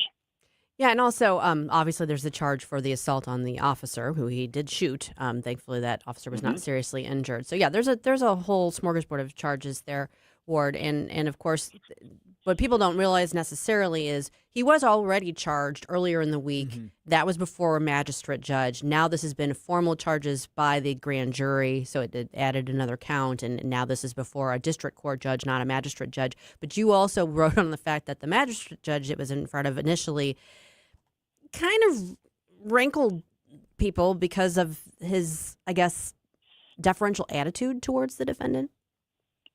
Yeah, I was one of those people that was rankled by that. And there's nothing. I don't know that the magistrate judge broke any laws and procedures, but the optics of it are very bad. Mm-hmm. To my thinking, the proper way to have handled that one is his defense brought up his conditions. Well, he was on suicide watch. Those are the conditions when you're on suicide watch. The judge should have simply said, have someone look into it. Have someone look into it. We'll dot that I and cross that T. And but you don't apologize to a guy who's accused of attempting to assassinate not only the president of the United States. He said he intended to kill as many administration members as he could, which could have included Carolyn Leavitt, who is 9 months pregnant, sitting right next to the president. Right. Yeah. I mean, the other thing too about that is. The conditions at the DC jail may well be not great. I mean, that's something that could be worth looking into. But in this situation, this was a guy who basically said he didn't plan to come out of this alive. Mm-hmm. I mean, he made it very clear, and he made statements to law enforcement in addition to his family, basically saying he thought he was going to die. So why wouldn't you have him on suicide watch? No, you absolutely would. To my thinking, we want this guy to stand trial. We want this guy to go through the full process, a trial by jury if he chooses. I guess you can't actually refuse that and request a judgment. But, we want him to go on trial. We don't want him to be Epsteined. So, they want to keep an eye on him. And sure, conditions in the jail might not be great, but it's a jail. It's not It's not the Grand Hilton. Yeah, and we talk about. I have very little sympathy for that. Yeah, and we're talking about in this case, you mentioned the magistrate judge and Ward and Susie jump in here. You've got that, and then obviously now the federal aspect of it. Why is it important that there are different sort of, courts and jurisdictions looking at charging for the same set of crimes on this? Because I know that matters in a case like this. But that's where it gets really confusing. Yeah, that may not. I'll let Susie. I was going to say that might be unfair to put Ward on the parts of spot there. Really, these are both federal. This is the magistrate judge is federal. It's just that's the preliminary part. That comes early on because it doesn't require the grand jury, and it's just it can be filed by a prosecutor or someone of that in that role, and it's what's called a complaint. It's not an indictment. So this is sort of like step 2 of a similar overlaid process. There could still be DC like local charges against him too. But the federal ones are the ones that are really going to be the ones with teeth to them. Yeah, we're probably looking at more charges being filed as time goes along. I think they're going to look at everything they can throw at this guy, which they should. And by the way, that's not just the guy on the conservative station talking about a Republican president. The institution and the office and the constitutionality of it, they absolutely, regardless of who the president is, should throw everything they possibly credibly can at somebody, whoever attempts this, because it's not about the man in the office or the woman in the office at the moment. It's about the office itself and its place in our entire governance. Okay, we're visiting with Ward Clark. Sorry. No, I was going to say it absolutely is about the office. If this had happened during Obama's presidency, it would be we would insist on going through the exact same process. Yeah, 100%. The office, it's not the person. Okay, so Ward, there's another article that you wrote yesterday that really caught my eye, and it has to do with crypto and some like $720 million in crypto that was seized by the federal government from Chinese-linked networks. Now, I'm going to plead my ignorance on like crypto itself. I mean, I understand the basic concept, but nobody's convinced me to buy into it. But we're talking about massive amounts of crypto and a Chinese fraud ring. What is it? Are the basics, because I really think people should check out that article. Well, the most recent is about a 25 million seizure, which that was the Chinese linked crypto. I don't know if the entire 725 million, but the recent seizure, Mike, was the 25 million from the Chinese, as I said. The entire number of 725 million is the overall take of the Scam Center Strike Force, which was stood up in 2025. Early in 2025, and you might remember what else happened in 2025, who took over the executive branch of the federal government. Otherwise, this would not have happened, and this 725 million would still be out there somewhere. I don't know if all of that came from Chinese-linked sources, but this most recent one did.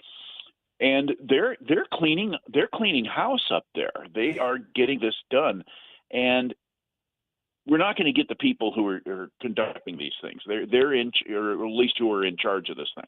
They're in China. China doesn't extradite people, but we can take their money. And in taking their money, I'm sure we're taking some money from the mouths of the Chinese Communist Party, because nothing happens in China without the Chinese Communist Party getting, their cut. Absolutely. So we're kind of sticking our thumb in Chairman Xi's eye too, which is always worth doing. Yeah, it is. Ward, I mean, I think one of the things, and we write on it a lot at RedState, but I do think it kind of flies under the radar because people were so up in arms about Doge and Elon Musk and all this thing. But the attack on fraud, scams, hacking, crypto scams, waste, abuse, the money that was flying out of our government to NGOs right and left, and that wasn't being accounted for. I mean, this is a multi-prong approach that this administration is taking. They've got task force, the one that J.D. Vance is heading up. We've got the, like you talked about, the District of Columbia Scam Center Strike Force. There are multiple agencies and actors who are working very hard at trying to get to the bottom of a lot of this abuse and this corruption. Yeah. And we're just seeing it we see articles every day with people being busted for this kind of stuff. There's endless examples we can write about. This is trillions of dollars in fraud that are out there. I used to move in the world of Medicaid billing. I had a piece of a hospital bed business for a while. We had a leasing branch. We leased specialty equipment to area hospitals, all up and down the eastern United States. And the amount of fraud in that, and this was in the early 2000s, 2006, 2007. The amount of fraud in that business.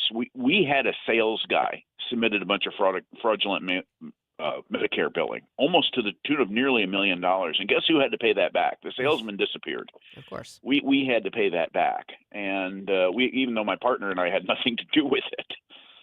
But it was done in our company's name, so we had to pay it back. And there's all these little actors, and it's 100,000 here, it's 150,000 there, but it's adding up to trillions. And some of these people are taking it to an industrial scale. We've seen it out of California, out of Minnesota, the home hospice frauds, the daycare frauds. Who knows where the bottom to this thing is? And some of the people that are doing it are just absolutely unrepentant about it. They're like, oh yeah, we're going to keep doing it.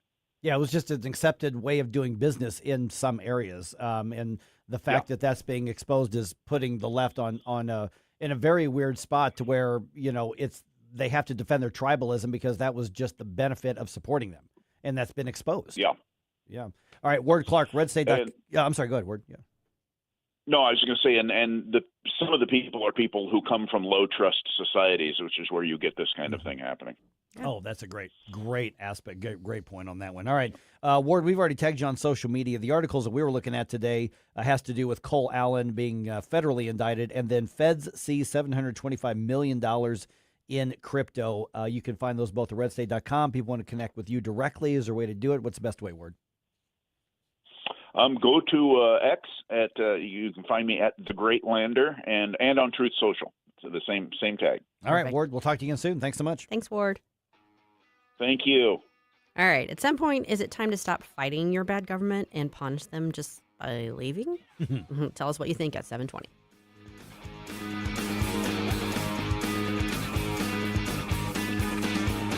Don't try to make me stop. No inspiration.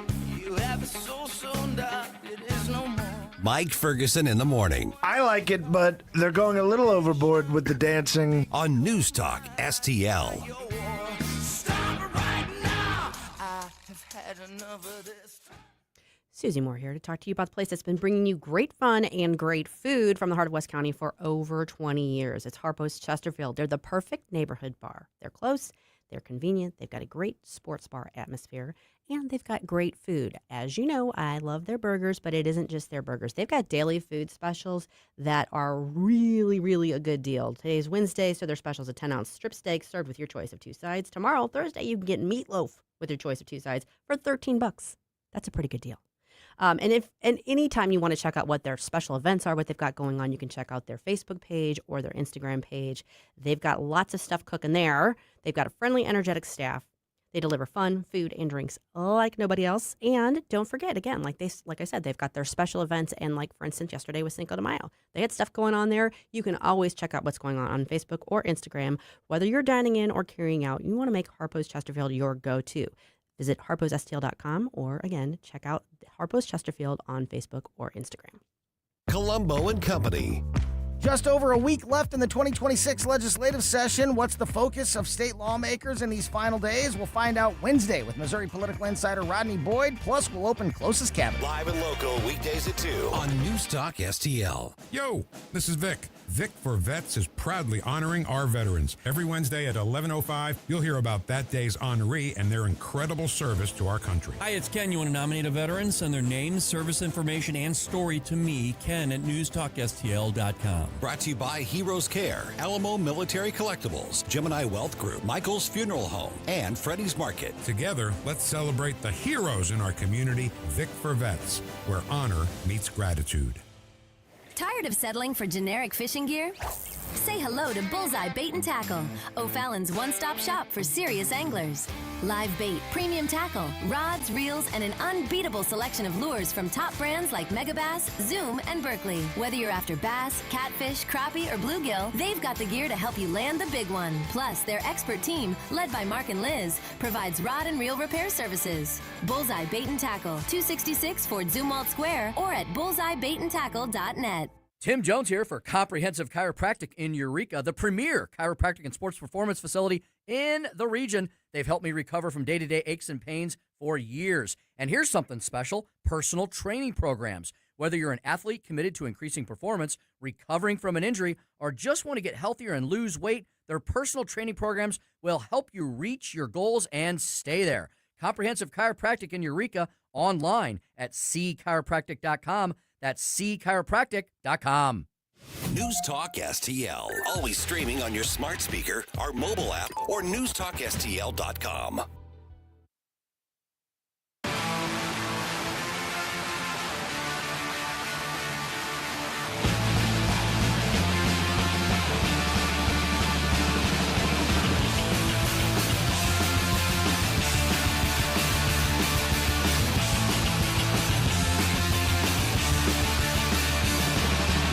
I love that you're starting your day off right with Mike Ferguson in the morning. It's your boy Joe Pags. Talk to you tonight.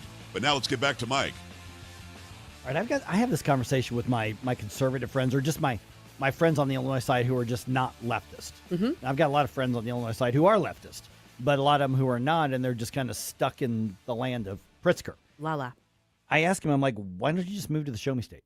And there's a variety of reasons, that they give, but these discussions probably happen all over the country, not just around Illinois, into the Missouri side. Anytime you got like a left-wing, crazy blue state that's near a purple state or a red state, I'm sure those discussions happen. Of course, it's not even just next door. I mean, look at all the people who are leaving California and going to Texas. Look at all the people who are leaving New York and going to Florida. And so the migration happens. And I found a commentary from Nick Freitas, real popular. You see him out there, former... Where was he elected? The state legislature, state assembly? Was that Georgia or someplace South Carolina? Virginia? Virginia, maybe. Yeah, maybe it was Virginia. He was a state lawmaker, and now he's real popular. Does a lot of work, like he's done work with Michael Knowles, and you guys know him, Nick Freitas.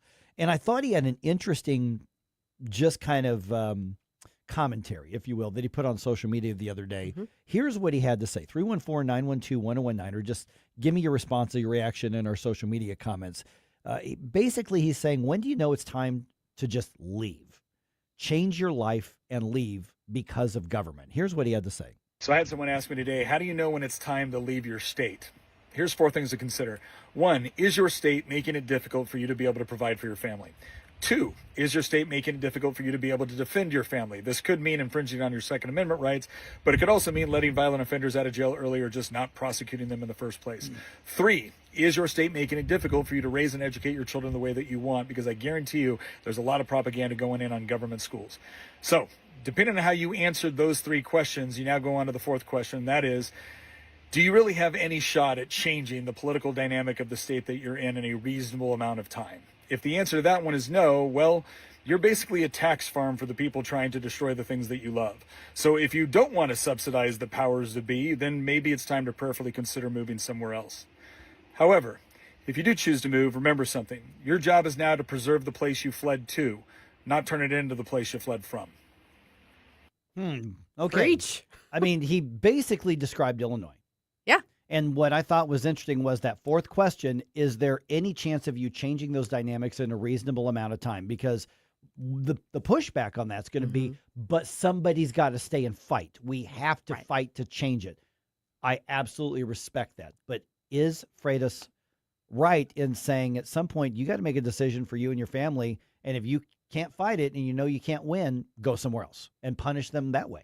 He's absolutely right about that. And I mean, I'm seeing it with my friends from California. I mean, they love their state. They don't want to see it just completely, fall off the face of the earth. It's devolved so much just in the past 15, 20 years. And so there is that impulse to stay and fight, but it's like, it's such an uphill battle. At some point, you just say, okay, I can't make it work. Illinois, of course, is very close to home here. Obviously, some of our listeners are from Illinois. All 3 of us have connections to Illinois. Absolutely. Yep. And I understand. I mean, when it's your home, when that's where you've grown, where you have family, where you have history, you don't want to just abandon that. You don't want to just cede it to the progressive craziness. You don't want to see that happen. So, yeah, I mean, I think that there's value in staying and fighting if you feel like there's any chance of making a difference. But at some point, you might reach a decision that there's not. That's ultimately part of what led my decision to leave Illinois. Not only the fact that I knew somebody out of state, that lived in Kentucky where I ended up for a little bit, but the idea that when you have somebody like J.B. Pritzker that gets elected, and despite all of the terrible ideas that they have, despite all of the failures that they're going to continue to have, the people are just not, they're incapable. And I'm talking mostly about the people my age, the people that were, I grew up with that are a little bit older than me, but there was enough people to where they were completely ignorant of how politics works, of the effects that they were having. They liked the feeling that they got for feeling like a good person for supporting that. And once you can no longer have those conversations to get through to people, and you are then going to realize I'm going to be subjected to whatever nonsense because I'm so deeply outnumbered in this area that if it's the mayor, if it's the governor, whoever it is, I am outnumbered by these people, then it became like, why am I going to continue to provide into the services? Why am I going to continue, like you mentioned, the tax pool? Tax farm for the elite. When I could then instead go somewhere else that has more people that have my values, that actually have common sense and brains in their head, and then I could do my best to then protect them and to maintain that standard of living. Well, and that's the key, as he pointed out. Don't move to some place that you think has those things and then try to bring the the bad stuff from where you left. I mean, that makes no sense. And I do think it's interesting to think about interstate migration in the context of the immigration battles that are being waged right now. Because you got the left that is all in on basically open borders. But then when you point out to them that people are moving with they're voting with their feet and they're moving to greener pastures, which would be like Texas, Florida, the South, moving out of, the coastal areas and New York, California, then they kind of like take offense to that. Like, well. Oh, I've experienced that here. I mean, when I was in Kentucky, I was welcomed with open arms, but I've actually had people tell me, well, you're not from here. You're ruining our state for coming here. That's a St. Louis thing. That's not a Missouri thing. That's a St. Louis thing. But that's sort of, I have had people tell me, I'm like, what do you mean? I get involved with dog rescues. I foster. I do volunteer work. I pay my taxes. I am involved with things. What do you mean? But they just, for some reason, it's that idea of the outsider. Now, there's a big difference between somebody from a Sharia law country coming here and wanting to do what they're doing in Minnesota. Hey, Jerome, where'd you go to school? Where'd you go to high school? Yeah, where'd you go to high school? I plead the fifth. Yeah, no, I will say that I'm honestly surprised by that. I mean, obviously people can say and do weird things and surprise you, but I don't know if I've ever felt like or been around that attitude of we don't want you here, like just because you're not from here originally. Yes, there is that sort of inside baseball where'd you go to high school, just because that helps people kind of like place you in St. Louis. But that's not even but we don't want you here if you didn't. Oh, the person that I'm thinking of is pretty influential online, and they were like, no, you need to go back to Illinois because we don't want you here. Well, that person can kiss my grits. Yeah. Thank you. Yeah, so I don't know. What do you think? I mean, because like, for instance, I've got a number of my friends, teammates, really conservative, very frustrated, because they're getting taxed out of house and home. A couple of them are retired, from, different like law enforcement type positions. So they're young enough to still go do whatever they want. And I said, guys, why don't you just literally move 10 miles, 15 miles over here, and you're going to pay far less in taxes and get a lot more for your house. My family's here, my kids are here, my grandkids are here, and I get it. We've lived here our whole life. I mean, I get it. It's hard and scary, but at some point they've said even at some point I may have to. The story of the U.S. is people moving across it, moving within it. So I don't know. Come on over. The water's fine. Right? As long as you are conservative. That's right. Now, Mike. Yes. Susie. Yes. Do you know what today is? Bump Day. Dies Comis, which is Latin for bump day. Oh, okay. I assumed you guys knew that, but No. all right. Sorry. So this week's theme is going to be songs from the 80s that sound like they were made in the 80s, but were either covers or originally a variation of an older song. Oh, okay. PMS came up with a theme, and I think it's working really well so far. That's good. I had no idea. Putting on the Ritz was actually a variation of a song that came out in the Great Depression. Yeah. The opposite meaning. So I want your best covers. Not covers of 80 songs, but 80s covers of other songs or songs that were variations of older songs. Send this to me, Jerome at NewsTalkSTL.com.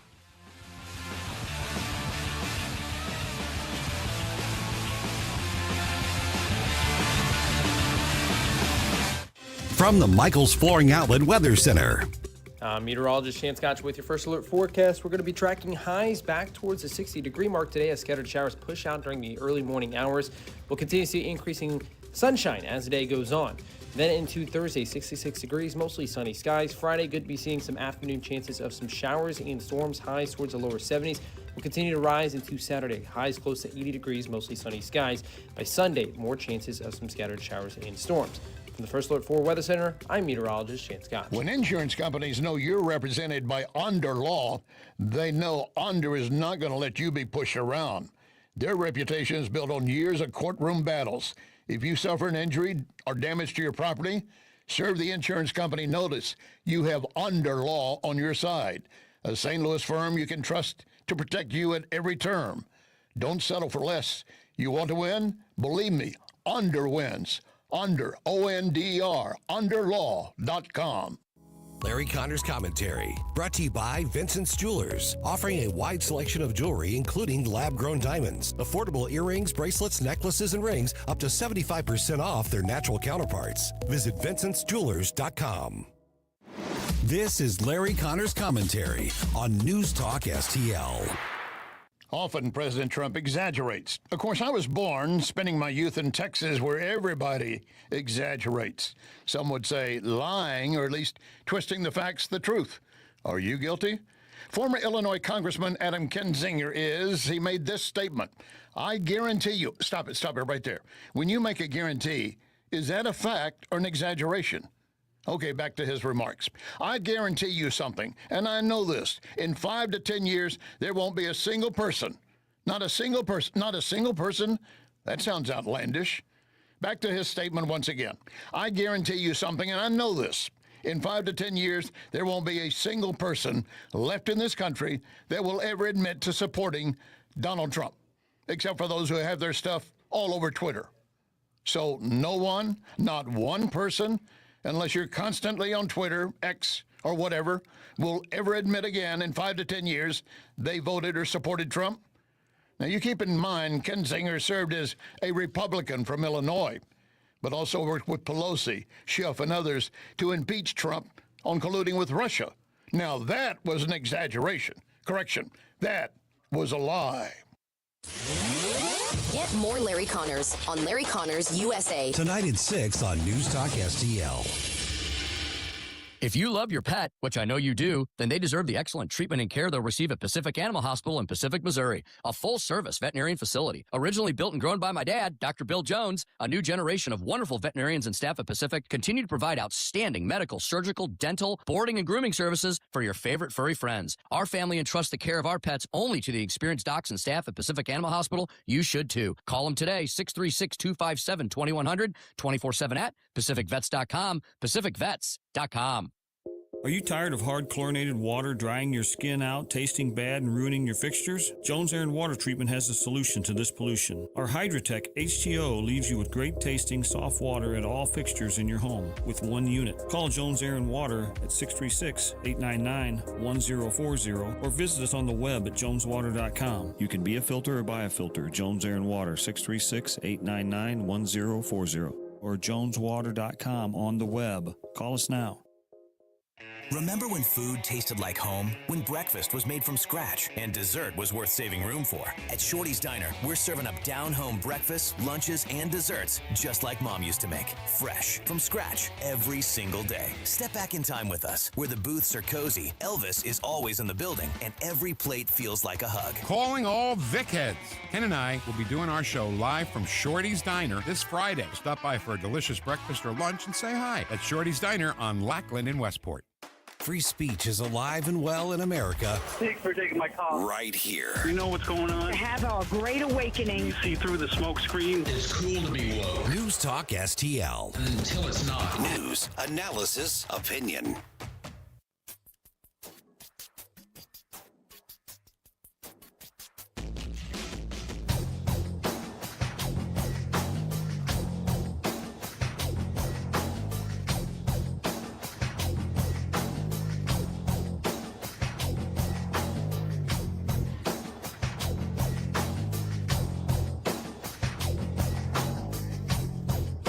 Good morning, St. Louis. Hey, it's Vince from The Vince Show right here on News Talk STL every weeknight at 8. Right now, it's back to Mike Ferguson on 101.9 and 94.1 News Talk STL. St. Louis has essentially shrunk a little bit in relative importance. It is hard to get that back. The demographics are also quite difficult and create the effect where it's hard to attract business when you have a shrinking labor force, basically. Weak demographic growth and a weak ability to bring people in from kind of the outside. So it's a very complicated situation, and I don't think there's any silver bullet for St. Louis. Okay, so it's no secret many people and families are just simply choosing other metro areas over St. Louis, over the city, over the metro, but the city in particular.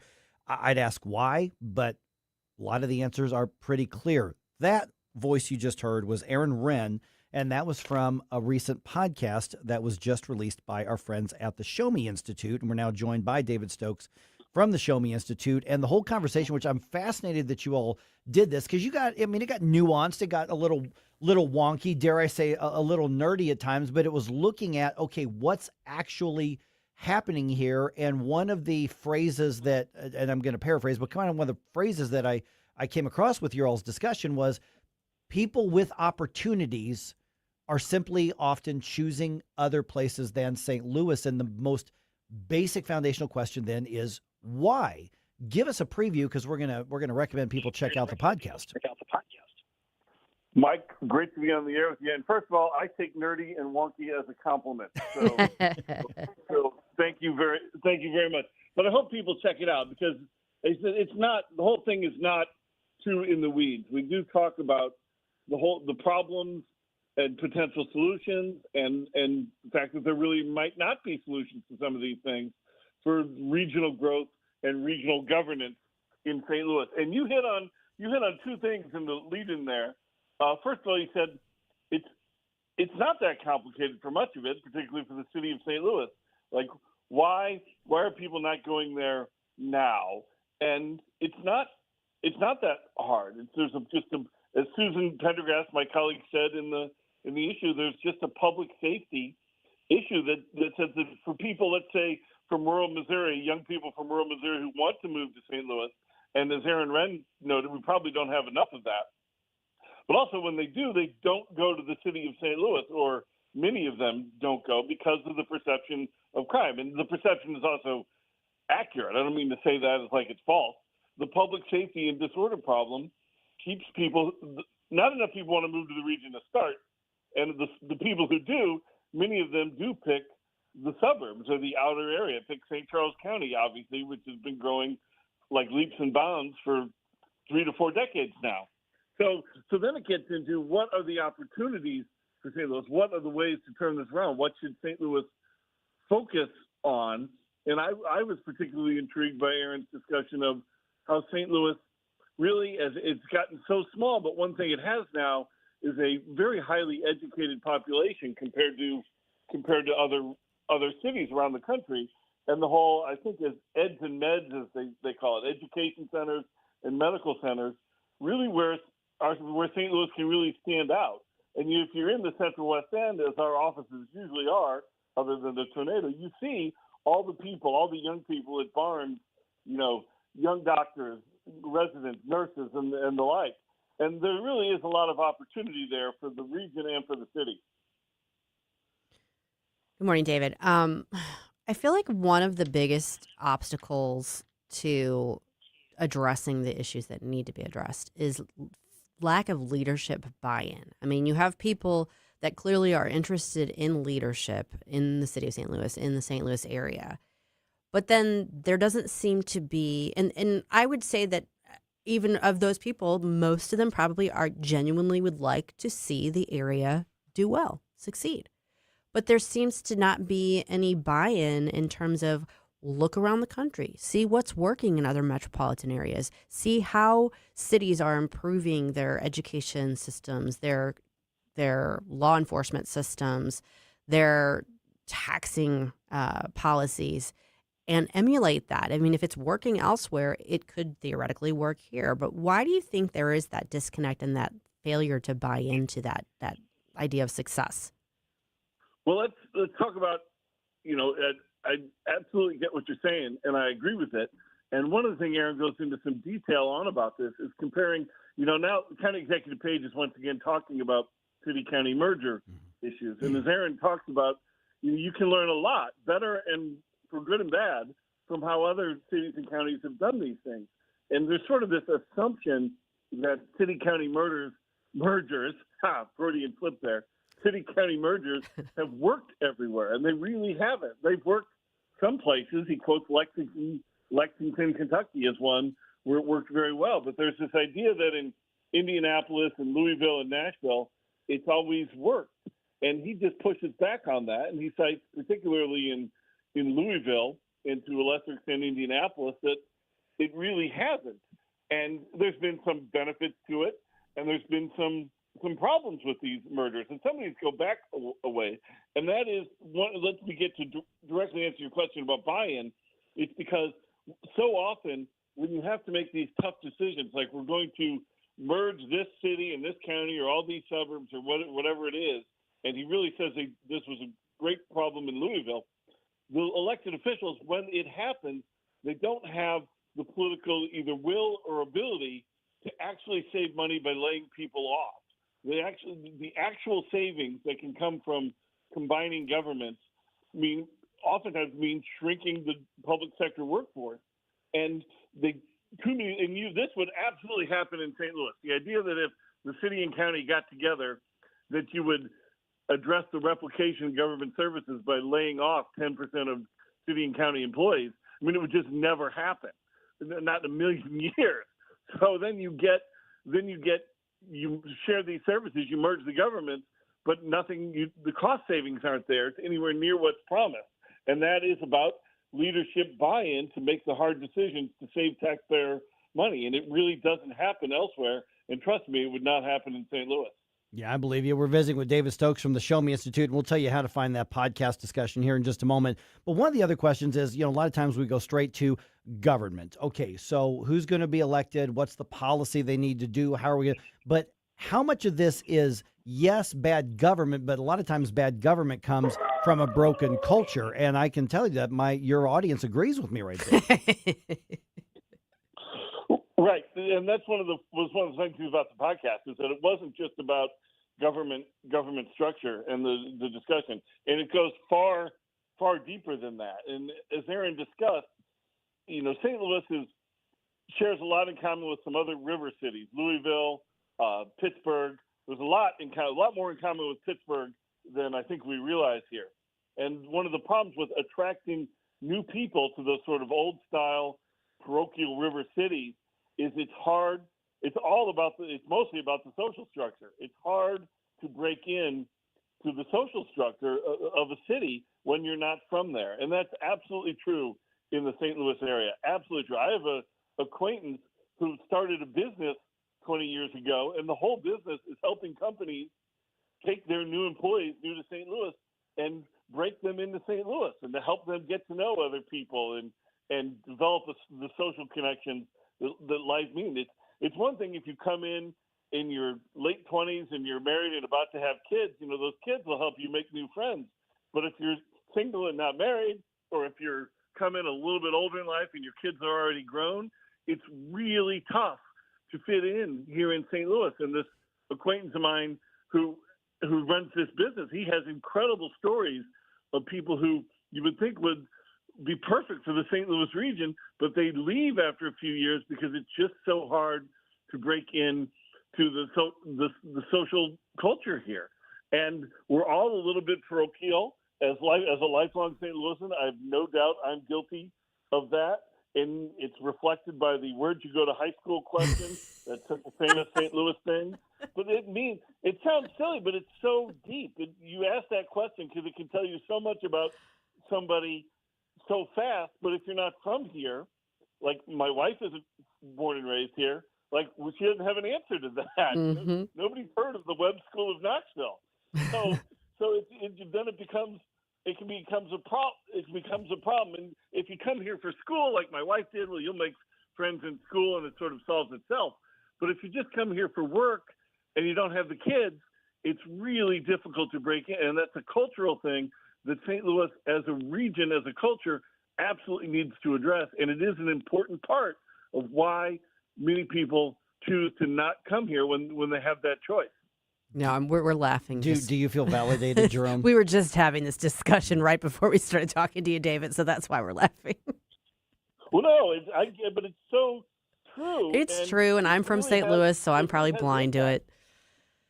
It's very Me too. true. I'm totally blind. I'll talk about high schools all day long. Happy to, but we don't even realize, I think, how it makes it harder for people outside of here to come here and enjoy it.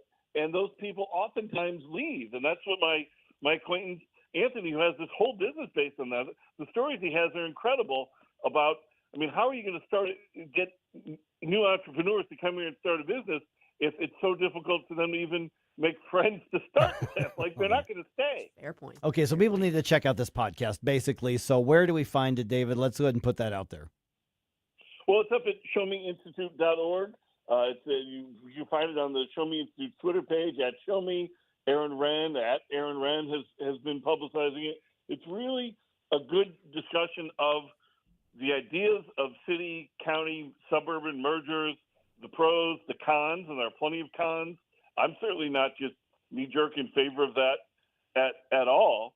And we talk about where it has worked and why, and where it has failed and why. And I happen to think that while I strongly want the city of St. Louis and St. Louis County and the suburbs to share more services, and that I'm not in support of this whole sort of top-down planning. I like these sort of bottom-up changes, like when Veneta Park and Veneta Terrace merged a decade ago, two suburbs that just chose to merge. Bottom-up efficiencies, that's the better way to go about it. It's true. All right, David, good to talk to you again. Thanks so much. Always great talking to all of you, and I hope people check it out, showmeinstitute.org. It's about 40 minutes, and I think people will really enjoy the discussion, and thanks for giving me a chance to talk about it. You got it. Thanks, David. We also want to give you guys a chance to hear and talk about the upcoming St. Charles County executive race. That's right, on Tuesday, June 2nd, NewsTalkSTL, the Hammond Center for Free Enterprise, and the St. Charles County Republican Central Committee will be hosting a live debate at Lindenwood University at the J. Scheidegger Center for the Arts. St. Charles County executive candidates Jason Law, Bill Eigel, and incumbent Steve Ellman will be taking questions from a panel well-versed in St. Charles County issues. Right? All live on NewsTalkSTL. Doors open at 6. Program starts at 6:30. Debate begins live on NewsTalkSTL at 7 p.m. Sponsored by Mid-Rivers News Magazine and the Lewis and Clark Pachyderms Club. For all the information, go to NewsTalkSTL.com.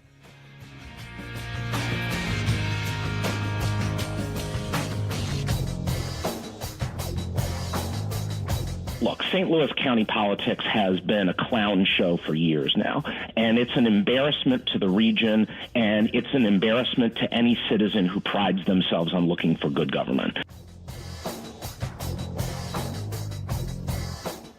You know, we like to have treats here at the radio station, like I think a lot of businesses do, and I remember the days when we would just have bad donuts, just big chain store donuts. Let me tell you something, and then we started bringing in Mario's Donuts. Mike Ferguson here for Mario's Donut Restaurant, mariosdonutrestaurant.com. That's where you want to go. But they're on Mugi Road. Go and check them out. Grab a cup of coffee. Grab a breakfast sandwich. Grab, of course, a donut. It's okay to have a treat every once in a while. And there is a big difference. Yeah, you can go to the grocery store and you can get the dried donut that's got all the dried out sugar on top that was probably made back in the Nixon administration. They're just now getting around to shipping it to your local neighborhood.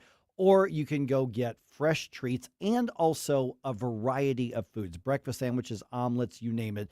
Breakfast, lunch, even dinner. Mario's Donut Restaurant is far more than just a donut store, but don't neglect the donuts. I'm telling you, there is a massive difference. It's a big difference. Mario's Donut Restaurant, also fun to hang out there. Just put in Mario's Donuts on your GPS or your maps there. It'll take you right to it. But mariosdonutrestaurant.com, they can also cater, and they can also take care of that office meeting. They can take care of whatever you need. mariosdonutrestaurant.com. Yes, there is a difference. Democracy is loud, and on Tuesday, June 2nd, you can be right in the middle of it. News Talk STL is bringing the St. Charles County Executive Primary Debate to Lindenwood University in St. Charles at the J. Scheidegger Center for the Arts. No reservations, no tickets, just show up. Can't make it in person? Catch every word live on News Talk STL from 7 to 8:30 p.m. The St. Charles County Executive Primary Debate on June 2nd. Brought to you by the St. Charles County Republican Central Committee, Mid-Rivers News Magazine, Lewis and Clark's Pachyderms Club, and the Hammond Institute for Free Enterprise at Lindenwood University. Sometimes it seems all lawmakers do is tax and spend. That's why Missouri voters passed the Hancock Amendment in 1980 to place a limit on what the government can do with your money. But the Hancock Amendment is outdated. It hasn't provided a taxpayer refund since 1999 and probably won't without reform. That's why Missouri needs a taxpayer Bill of Rights. Colorado has one, and taxpayers there have received more than $8 billion in refunds.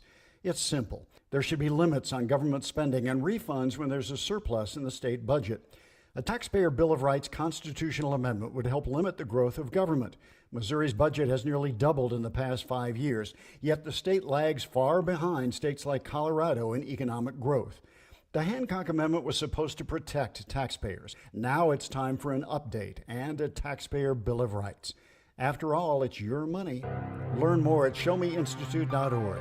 The Show Me Minute has been brought to you by Show Me Institute and Show Me Opportunity.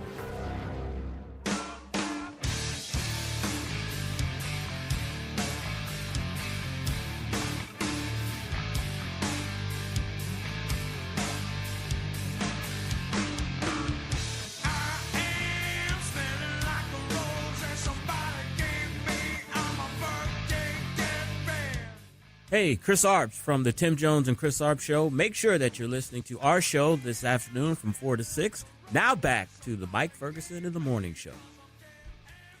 All right, the war against Iran seems to be changing by the hour. It does. Yeah, we go every few minutes. There's something is altered or suspended or started, all sorts of stuff going on. Also, prosecutors decide to not charge the man involved in a stabbing death at Busch Stadium. Interesting. This surprised a lot of people. Battlehawks are in a position to go to postseason football again, but they really need a good run in May. The good news is it looks like they've got a pretty clear path to the playoffs. Well, that's good. Yep. All right, 7:53 right now. Let's go ahead and do a quick news dump. The Morning News Dump. Are you joking? Is this a joke? Listen, folks, the Morning News Dump. All right, let's start with what's happening in Iran. The president pausing what was called Operation Project Freedom, I should say. He calls that off after just a day. That was an operation to guide stranded cargo ships through the Strait of Hormuz among the Iranian blockade. So the Navy is now warning ships to take a different route in the strait, because the Pentagon says Iranian ships are now laying mines again in the waters. Yes, so that's what's changed. U.S. Ambassador to the UN, Mike Waltz, was on Fox's Hannity last night, and he says Tehran is lashing out in response to the U.S. blockade. You can't respond by throwing sea mines into international waterways and by trying to raise revenue by tolling international civilian shipping. And some U.S. ships came under attack, but it looks like none were hit. Yeah. And so that means that the attack was just really bad. Right. They're limited in what they can do. The Iranians at this point are limited in what they can do from a attack standpoint, military standpoint. Yeah. All right. AAA says the average price for gasoline of gas nationally now $4.54. It's too high. Yeah, and that's as of early this morning. I checked. In Missouri, the average cost is now $4.12 around the metro area on the Missouri side. Average prices ranging from $4.19 to $4.37, although Susie and I both saw it at $4.39 this morning as well.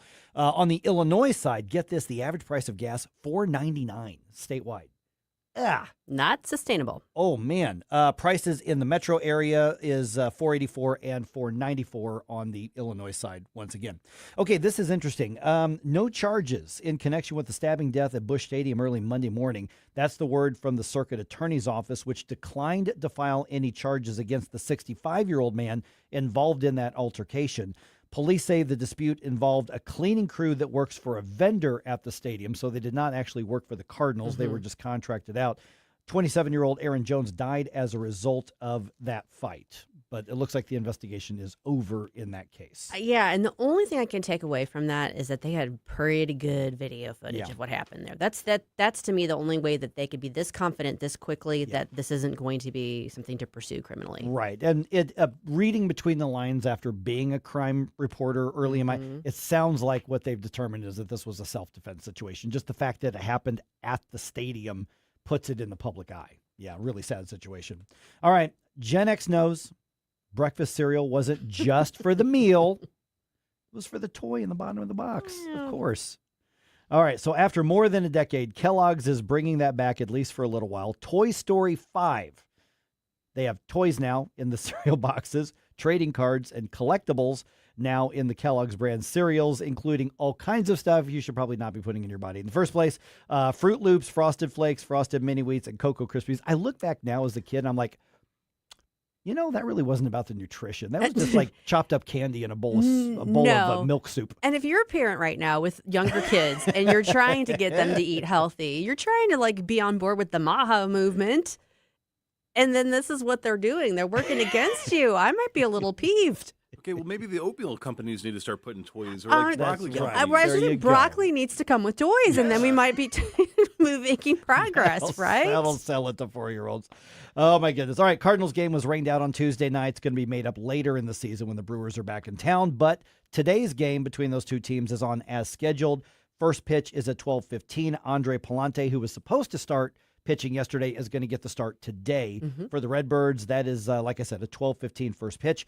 The new UFL power rankings are out. Battlehawks now listed third in the league. DC Defenders, top of that list. They're 5-1 on the season. Okay. Orlando Storm is listed second. They're 4-2. Battlehawks are 4-2. They're just ranking the Storm just a little bit higher than the Battlehawks, even though we already beat them. Both the Storm and the Battlehawks, both in the position to be in the playoffs in about a month. Peikoff.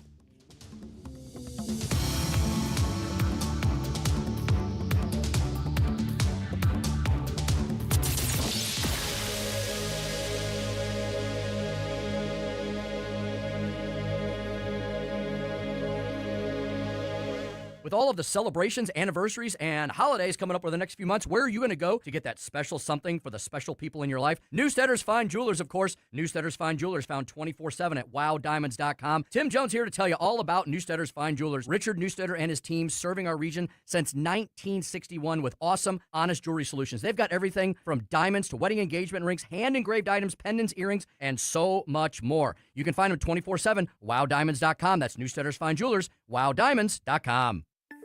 The Herzog Foundation is the vision of its founder, Stanley Herzog, and it exists to promote quality Christ-centered K-12 education nationwide. Hi, this is Chris Stegall with the Herzog Foundation. We offer a wide variety of resources relevant to today's families, including a free online publication called The Lion. The lion is one of God's most majestic creatures, symbolizing strength and courage. Named for its attributes, the Lion publication carries articles covering a wide range of topics facing American families and culture, especially related to the education of children. The Lion can be found online at readlion.com.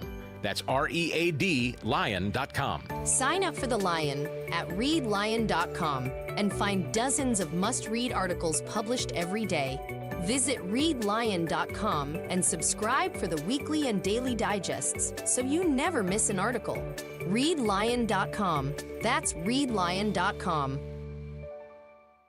This year, America turns 250, and NewsTalk STL is celebrating our nation's semi-quincentennial all year long. NewsTalk STL, #1 for live and local Soros-free talk, with proud supporters of our 250th birthday celebration. Anthony's Produce, Cole O. Combs, and Heroes Care.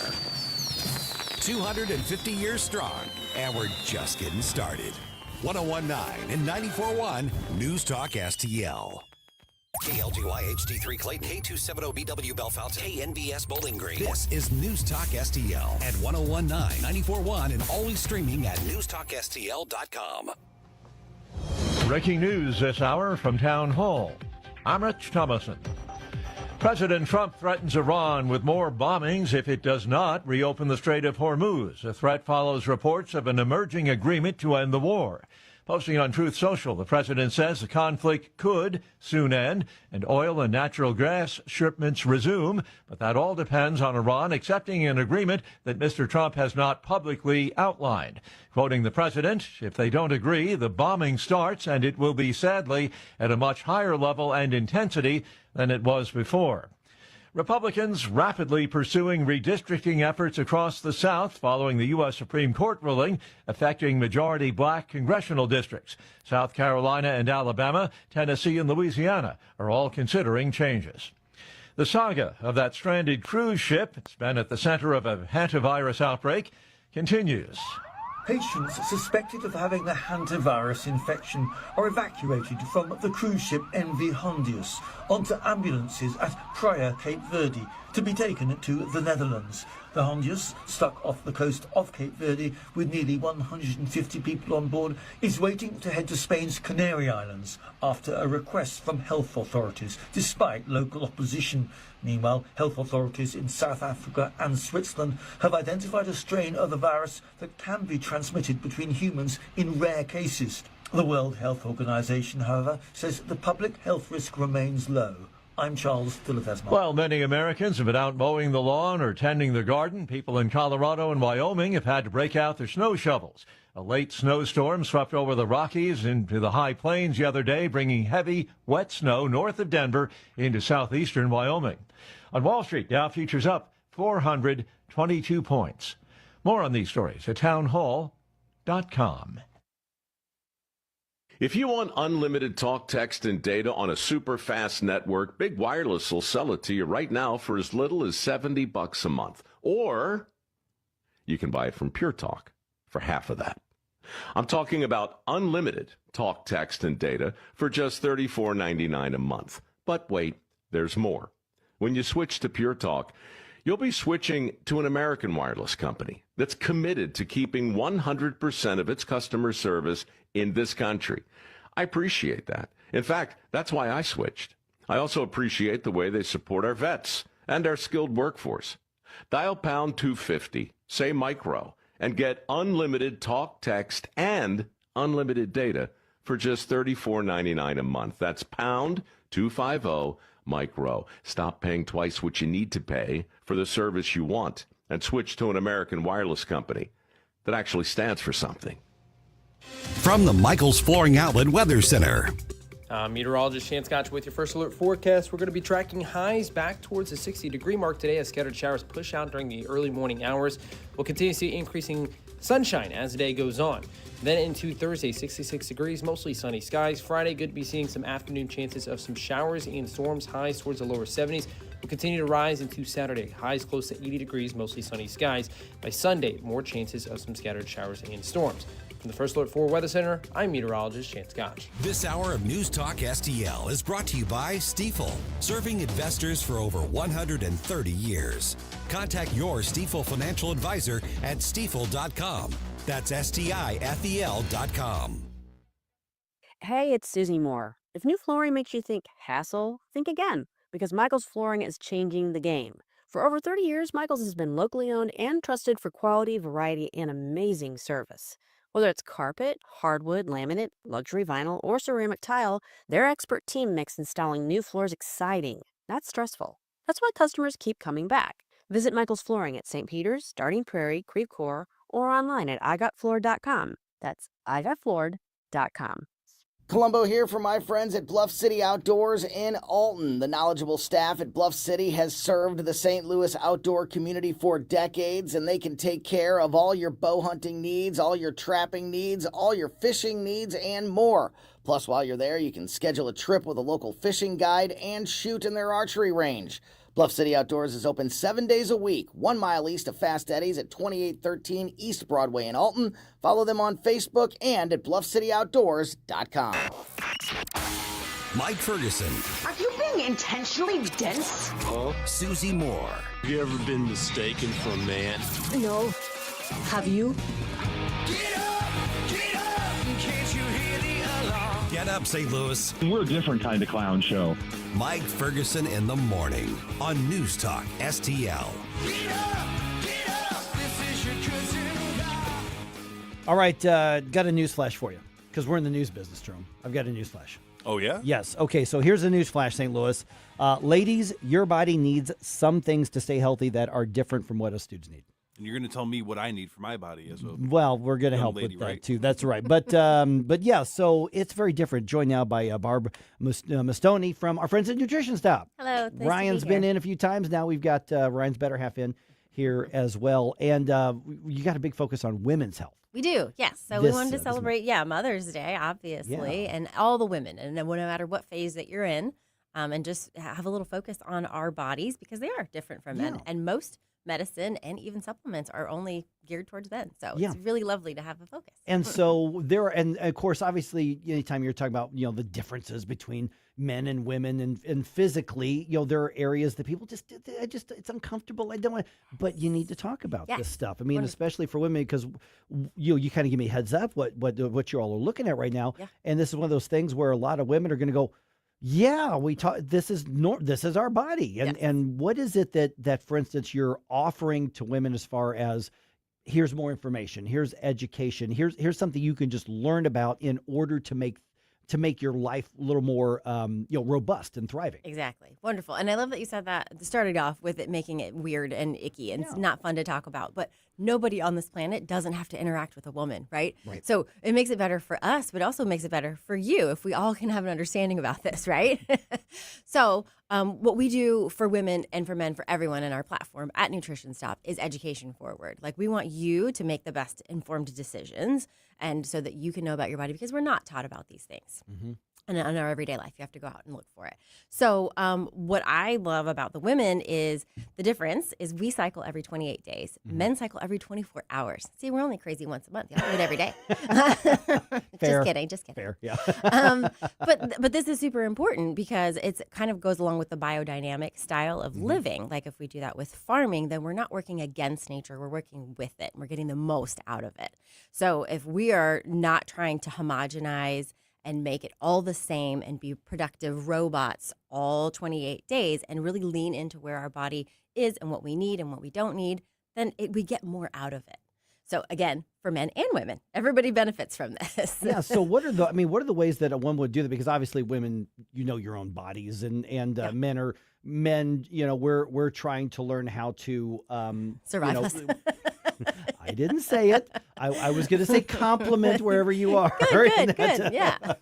But I mean, for women to say, especially as you get to a certain age and you got perimenopause and menopause and all of these sorts of things, a woman in her 20s is going to have a very different experience. A woman in her 40s versus that. Yes. So us guys, let's be honest, this is complicated. Times go over our head. We just want to know how to be with you all. But wonderful. For women, what are the ways to like you said, lean into that and learn how to take as much advantage of those changes as possible? Absolutely. So cycle syncing is a really popular thing that women can do, and it's really basic, and we use seeds. So we have 4 different cycles through our month, but the first 2 are like the building and the growing of the estrogen. Mm-hmm. And then the second half is going to be progesterone, and we want our estrogen to drop.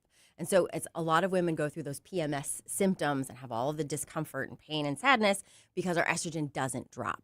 So taking easily just a tablespoon of flax seeds and pumpkin seeds daily in those first 2 weeks of the month helps that estrogen to rise.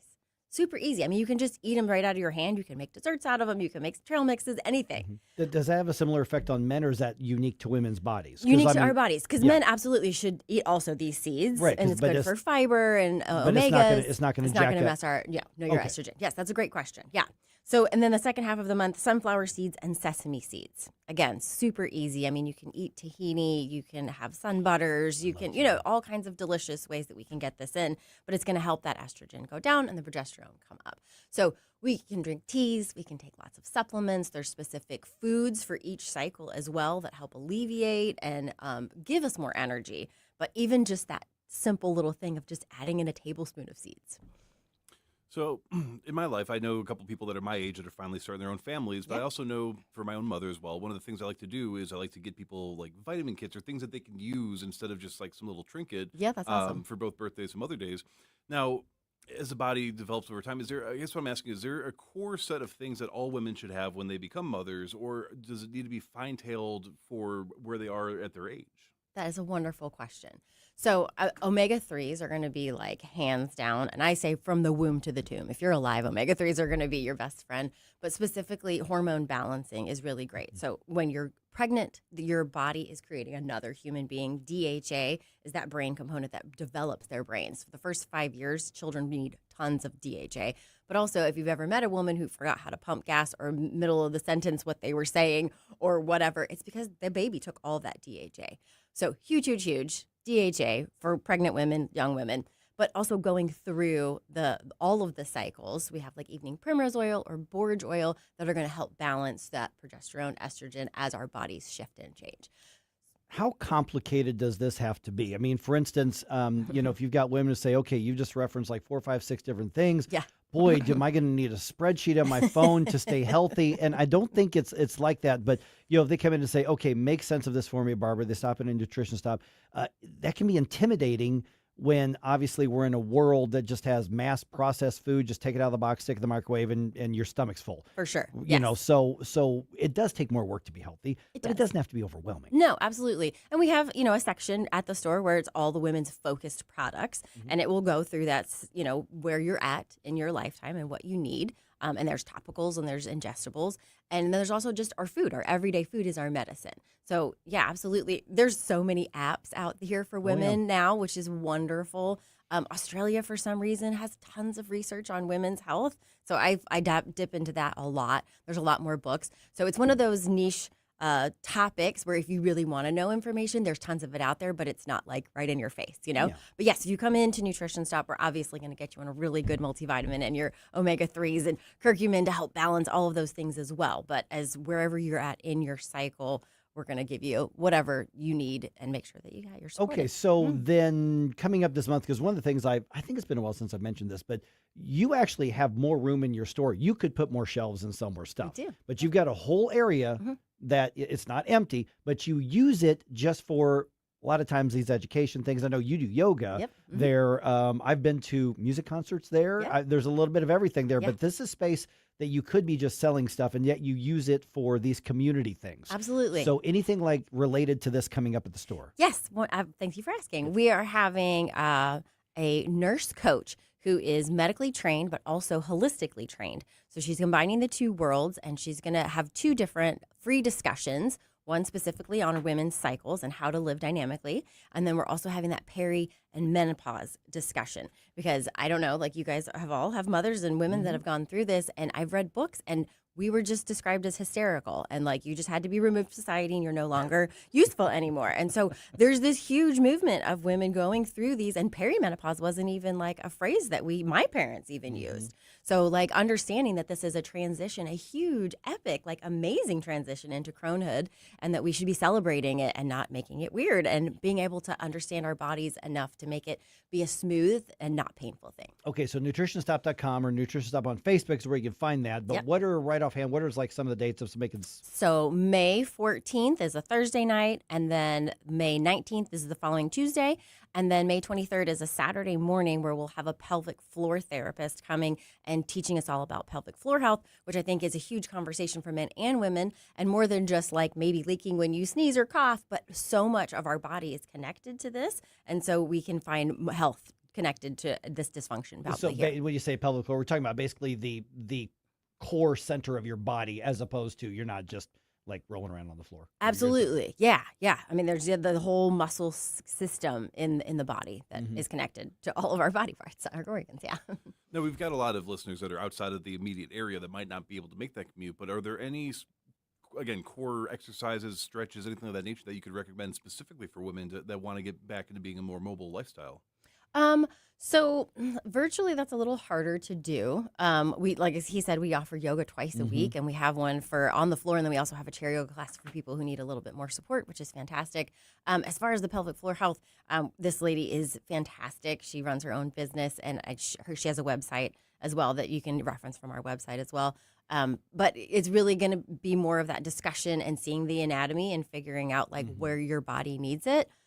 So yeah, the pelvic floor health is a little bit more personalized. So so this is more catered specifically to individuals. It's not just like an end-all, catch-all sort of thing. This will be more uniquely focused on the different parts and what you specifically need to do. Then is that? So she's going to give a basic explanation, so we all understand. Because again, pelvic floor health is not a topic that we've ever talked about until the last decade or so either. So get understanding where that is and how we use it and what it's for, and then. Yes, there'll be specialized questions on where to go and how to support you. Yeah, and one of the other things that, and I've mentioned this when because I talk about nutrition stuff every week here on the air multiple times, and that is you can go to any store and somebody will have some stuff to sell you. Now, you obviously have a very different, very higher standard as far as what you put on your shelves and that sort of thing. But like, for instance, somebody's always gone at some conference or education thing. Yes. And that's actually a massive difference. That's kind of behind the scenes, but I'm gonna put the spotlight on it real quick. Because for instance, I came in, was it last week? I don't remember what it was. And normally Laura's there, and I was chat with Laura, and Jake's there, or Zach. I'm sorry, Zach. Zach's there, and I chat with Zach. I'm like, oh, where's Zach? Where's Laura? And they're up at a conference learning from all these doctors. Yeah. And that's very different than what you're going to get at other places where you can get the mass brand stuff. Absolutely. I mean, and online shopping or all those big other stores are fantastic. You got convenience and prices and whatever. But if you need an extra hand-holding, if you need extra explanation, if you have, you can go on the internet and you get conflicting information, right? So we come and we vet that information for you and we get it directly from the sources. So, and that's why we wake up every day, is to make sure that we can help people in the best way possible. And we're not doctors, so we're not prescribing. We're saying, here, you decide what works best for your body, your lifestyle, but we're going to give you all the tools possible. Yeah. Are you saying there's some people who are wrong on the internet? It's possible. No, but I mean, there are things that, and I know we just got to wrap up here in a second, but like, for instance, I never thought of like the topical aspect of things. Yeah. I never thought before I started working with you and Ryan and Laura and I never thought of, well, the stuff that you wash your hair with, the stuff you use for deodorant, that seeps into your system. 100%. That gets into different. I never thought of that, and I think we've been working together a year and a half now, something like that. Yeah. And I got to tell you, I'm 54, and I feel like I'm 39. And you look great. I try. I do my best. I have gotten a lot of responses and compliments, which I really appreciate. Yeah. But the nutrition aspect of it has been crucial, and I'm not kidding. When I walk in, I come in going, I thought I knew what I don't know. Yeah. Now I found out that I really didn't know, so I asked, and now I know. Yeah. It's great that there's an emphasis and people are asking questions and, just going to the regular store and shelf and picking up things and not reading the ingredients is now a part of people's lives. Yeah. They're looking and paying attention. So I have completely be part of that. I have completely changed the protein and the branched chain amino acid and the creatine. I've completely changed the brands. And it was you and I just sat there. I took a picture of when we first started working. I'm like, well, this is a really well-known brand and is very popular, and I'm getting good results, from aesthetically from it. Yeah. And you're like, well, look at this. What's, what that is? I'm like, no, I can't pronounce it. Okay. Right. Well, I've switched over to what you've recommended, and my body's even reacted better to it. That's good. Yeah. There's a good, better, best, right? Yep. When we know better, we do better. All right. NutritionStop.com. Yes. Very active on the Facebook page. Yes. As well. And maybe more to come. We'll find out. Absolutely. Thank you. Thanks, Barbara. All right, what is coming up here on June 2nd? We are hosting and participating in the debate for the St. Charles County Executives Race. That's going to happen June 3rd on the campus of Lindenwood University. We are teaming up with our friends at the Hammond Institute for Free Enterprise. It's going to happen from 7 o'clock to 8:30. The three contenders are going to be there. Bill Eigel, Steve Ellman, the current county executive, Jason Law. They are going to be debating these issues. Susie and I are going to be the panelists for this. And so we are going to be there. It is free. So mark it down on your calendar, June 2nd. You want to learn more about what's happening, just go to NewsTalkSTL.com. But plan on being there if you live in St. Charles County.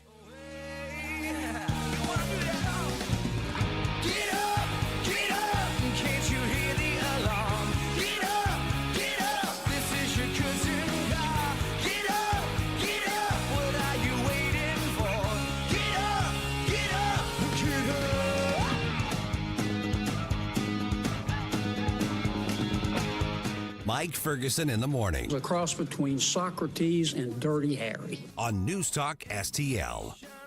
You want to take the place of what I trust. Producer Producer Joey B from the Tim Jones and Chris Arp Show here, reminding you, don't waste a buck on movies that suck. Tune in to Joey V's Movies Fridays at 5:45 for reviews you can trust. Brought to you by Harry J's Steakhouse in Moscow Mills. Tim Jones here to introduce you to your new favorite roofing company, Corel Roofing.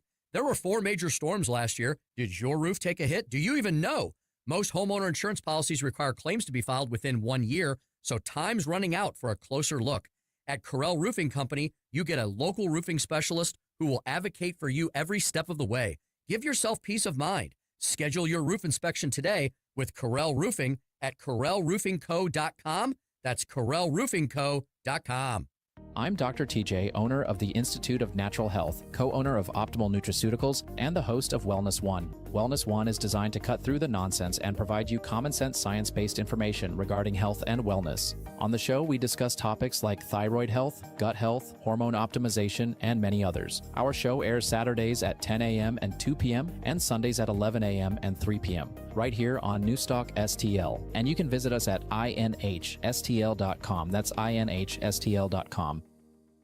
Spring has sprung at Daniel's Farming Greenhouses on Joggerman and St. Peters. Discover our breathtaking 55,000 square feet of greenhouses featuring 8,000 hanging baskets, hundreds of perennials, and 100,000 pots of colorful annuals. From vegetable plants to premium grass seed, mulch to herbs, our knowledgeable staff is ready to answer all your questions. Start spring off right with pansies, potted tulips, and everything your garden craves. Daniel's Farming Greenhouses. Visit us today on Joggerman or online at danielsfarminggreenhouses.com.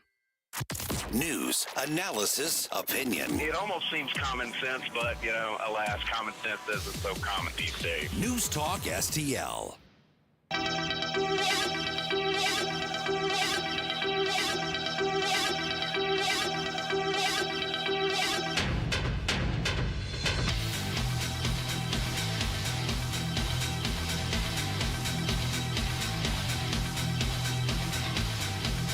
The Mike Ferguson Show is one of my favorite programs. In addition to Larry Connor's USA, catch my program at 6. Now, back to Mike. This Rammstein? Oh, yeah. Is it? Okay.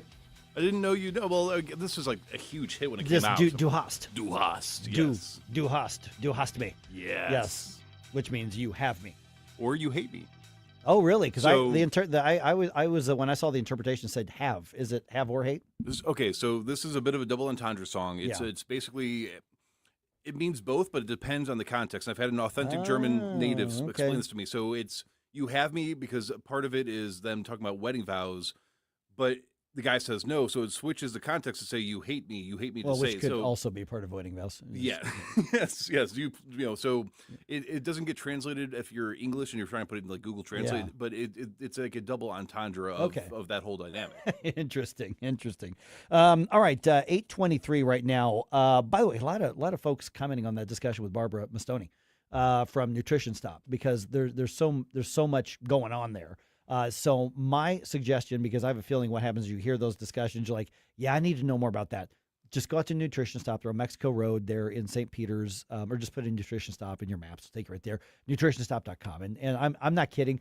I go in there. I usually have more questions than anything else, but I've settled into what works for me.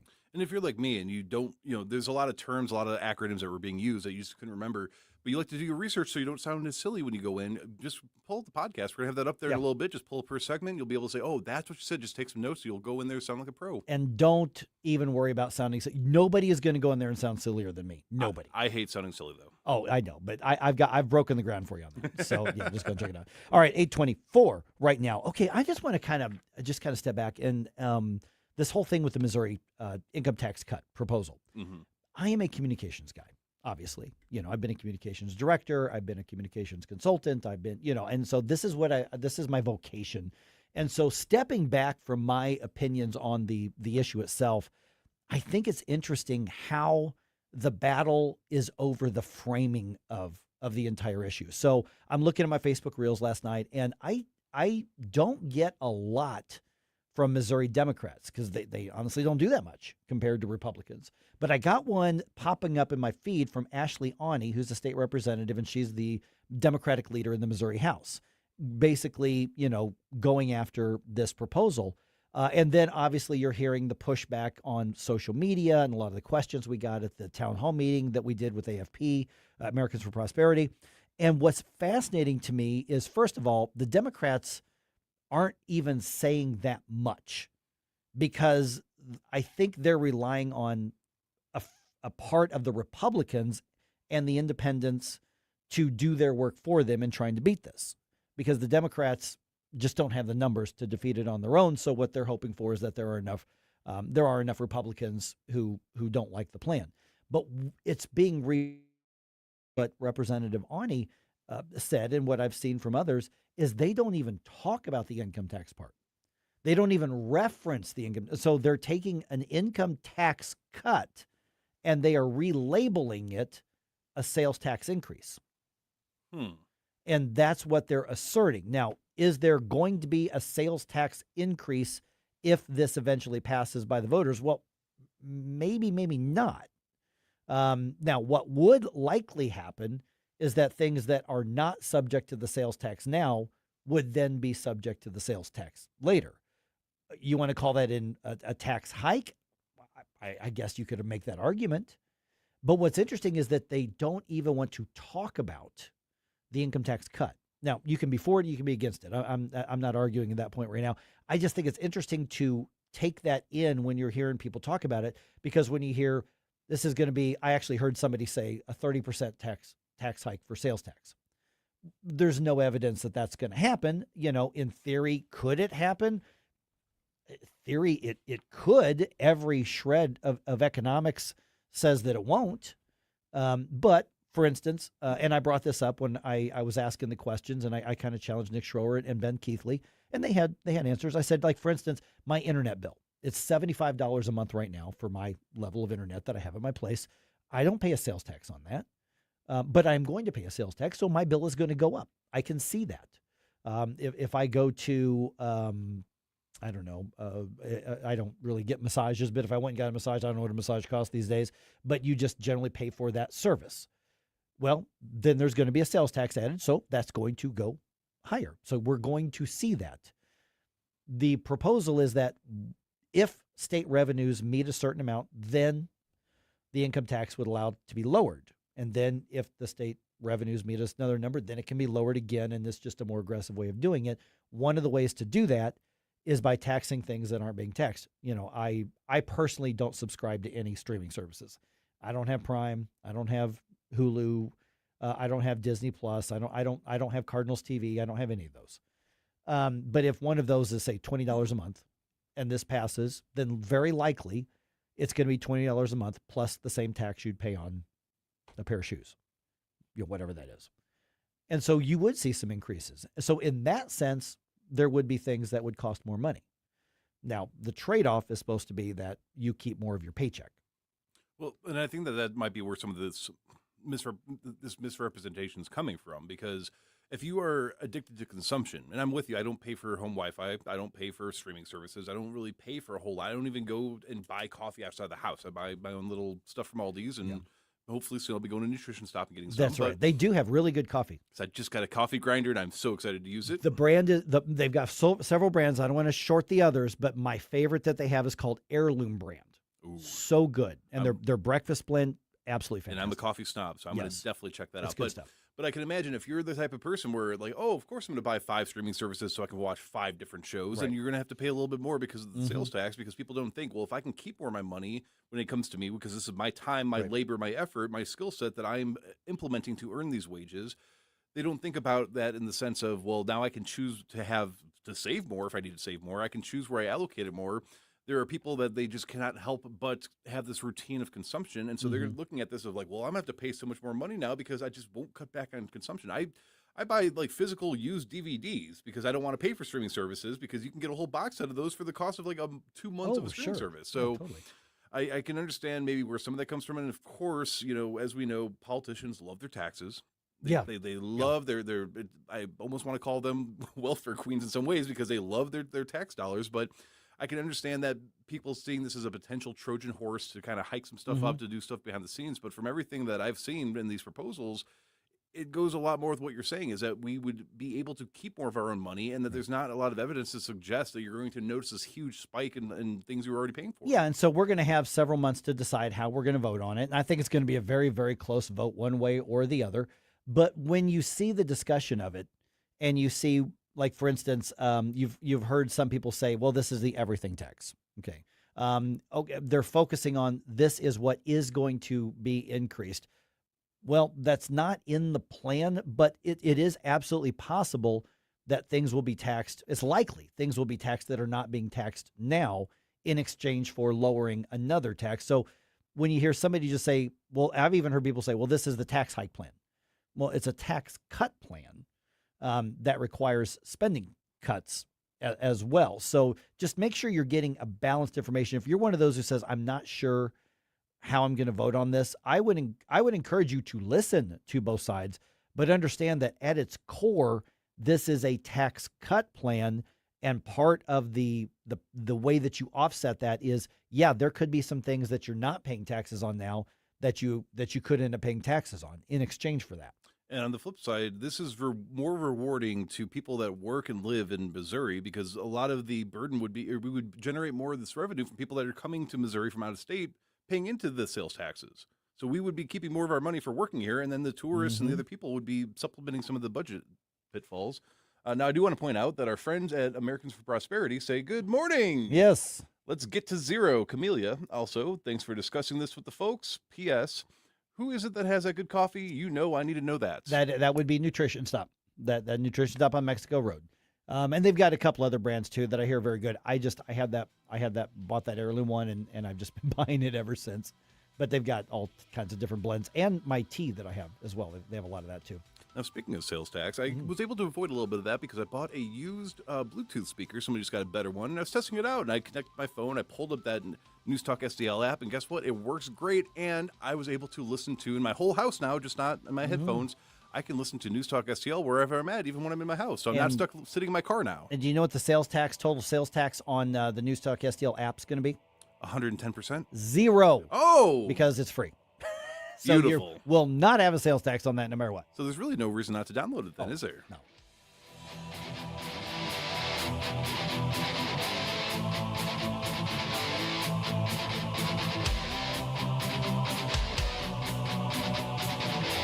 Mike Ferguson in the morning. I've driven all over Washington, D.C. I cannot find the money tree. On Newstalk STL. From the Michaels Flooring Outlet Weather Center. Meteorologist Shan Scotch with your first alert forecast. We're going to be tracking highs back towards the 60-degree mark today as scattered showers push out during the early morning hours. We'll continue to see increasing sunshine as the day goes on. Then into Thursday, 66 degrees, mostly sunny skies. Friday, good to be seeing some afternoon chances of some showers and storms, highs towards the lower 70s. We'll continue to rise into Saturday, highs close to 80 degrees, mostly sunny skies. By Sunday, more chances of some scattered showers and storms. From the First Alert 4 Weather Center, I'm meteorologist Shan Scott. Fox News commentary with Brian Kilmeade next.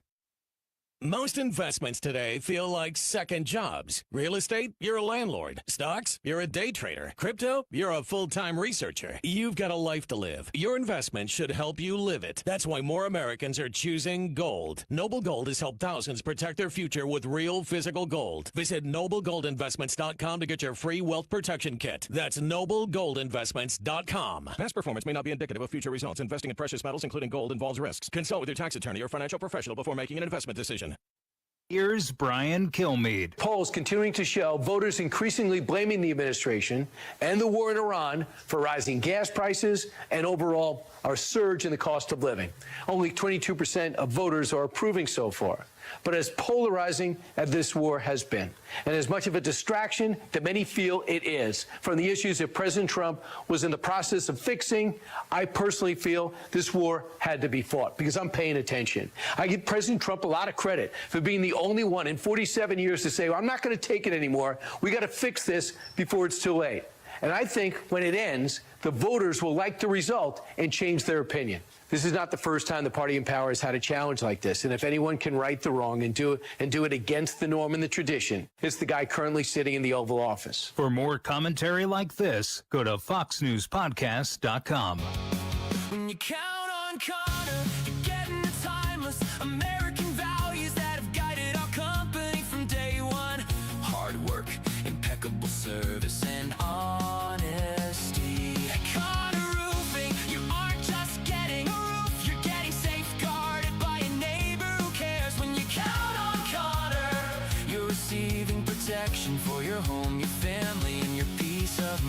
Visit ConnorRoofing.com. This is a special alert to all Americans who own a vehicle with less than 200,000 miles with an auto warranty about to expire or with no warranty coverage at all. Due to a decline in the economy, CarShield is announcing a low-cost month-to-month vehicle protection plan that is now available to the public to save any driver out-of-pocket expenses on future auto repairs. Call now to find out how you can pay almost nothing for covered auto repairs. Yes, you heard that correctly. Pay almost nothing for covered auto repairs. An open phone line has been established for all drivers to call for a free quick quote. Call 800-478-6430 now. Drivers who are covered will not have to pay for covered repairs again. This protection plan is at an all-time low. Additionally, drivers who activate this vehicle protection today will also receive free roadside assistance, free towing, and car rental options at no additional cost. Call us for your free quick quote today. 800-478-6430. That's 800-478-6430. What do you have to lose? Call 800-478-6430. Again, 800-478-6430. News, analysis, opinion. They wanted to close up the strait again, as they've been doing for years, and they can't blackmail us. 101.9 and 94.1 News Talk STL.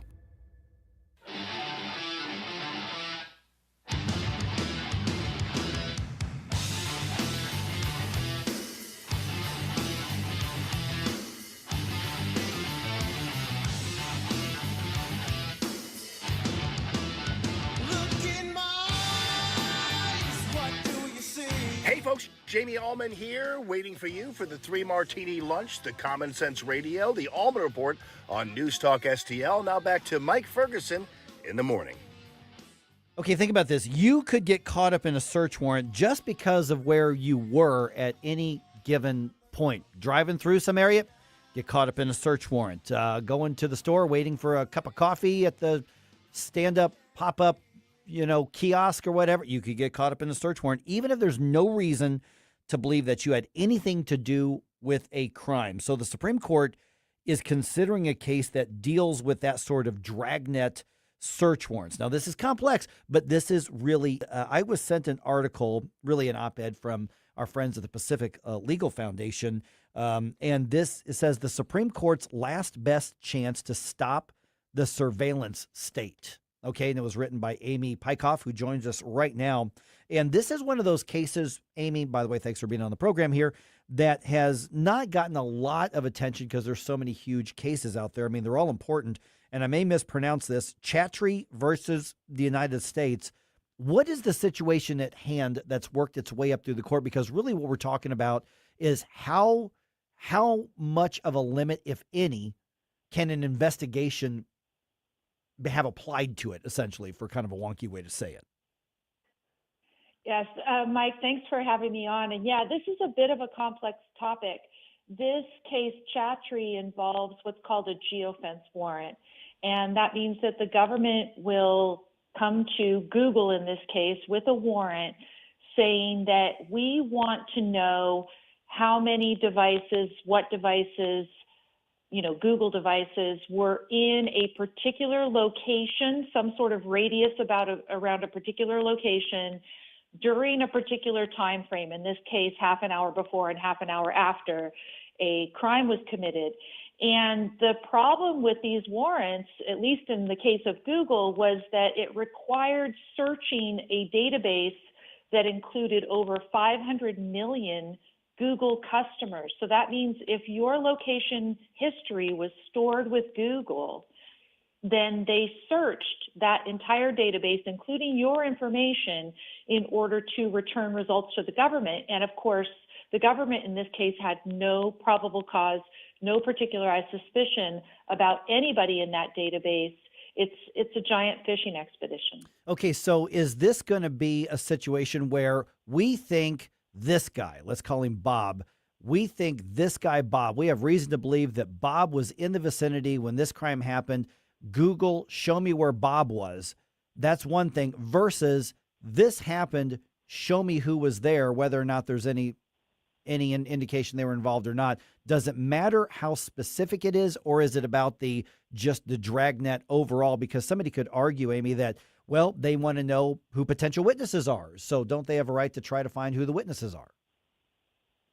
So this is the thing. Probable cause could be, as you're saying, Mike, it could be probable cause to believe that the person is a suspect or probable cause to believe a potential witness.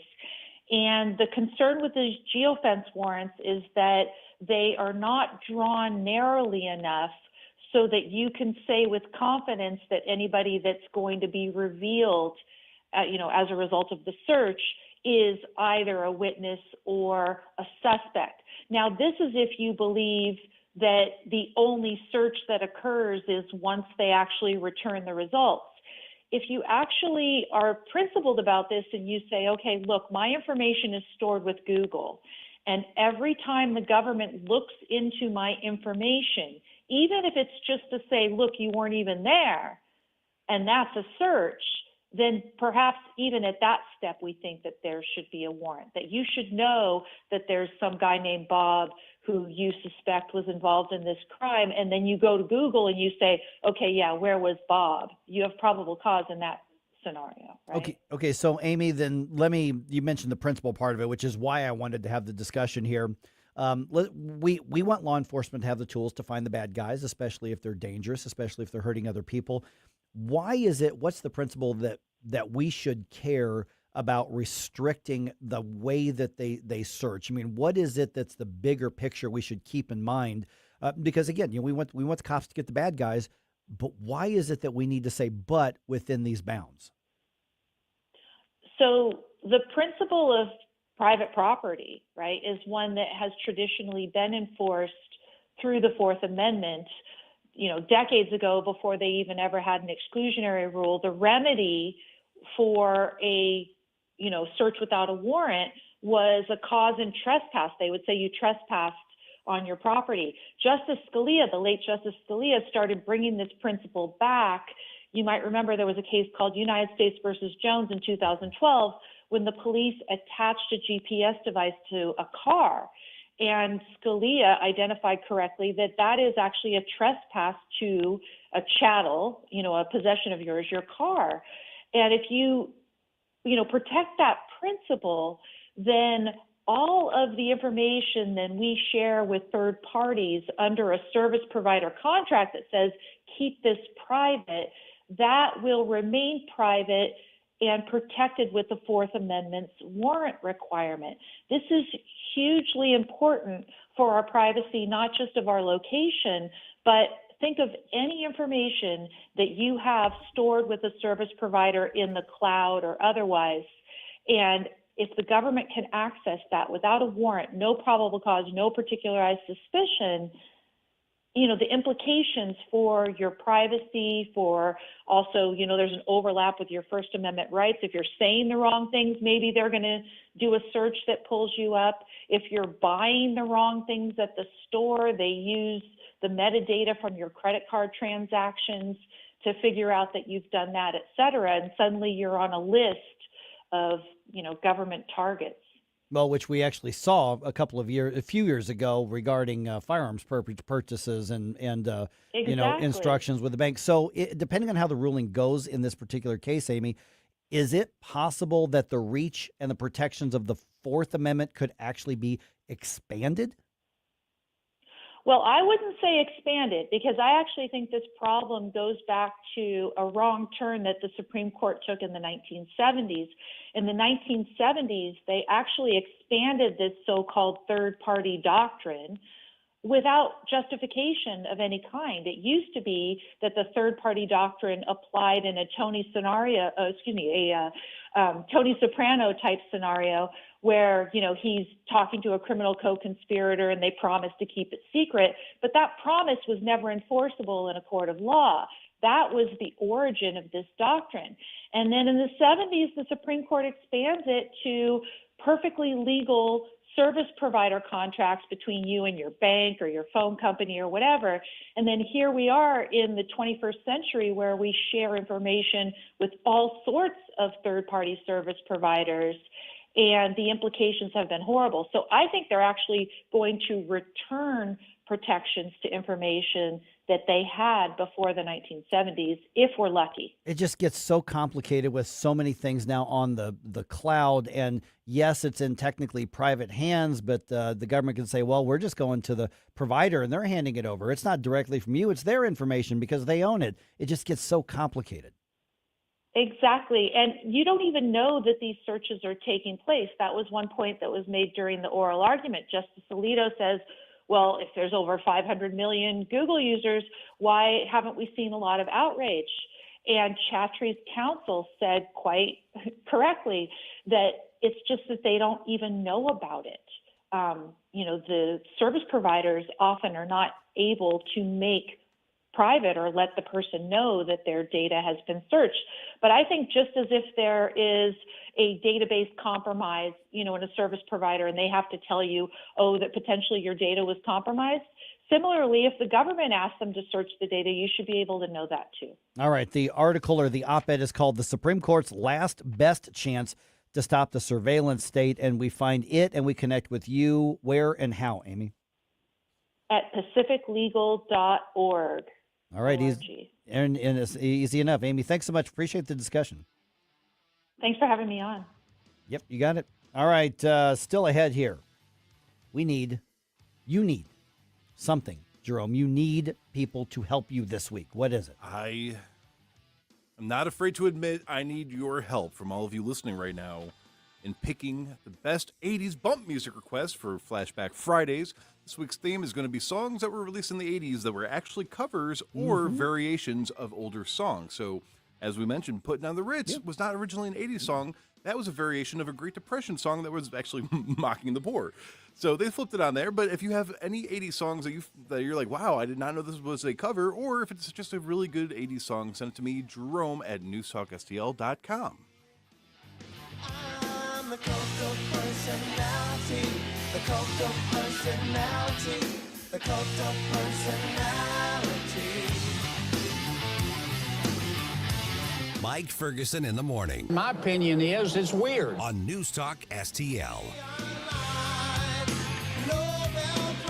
Your workout tomorrow starts tonight. Your focus at work starts tonight. Your patience with your family starts tonight. Sleep isn't the end of your day, it's the beginning of your life.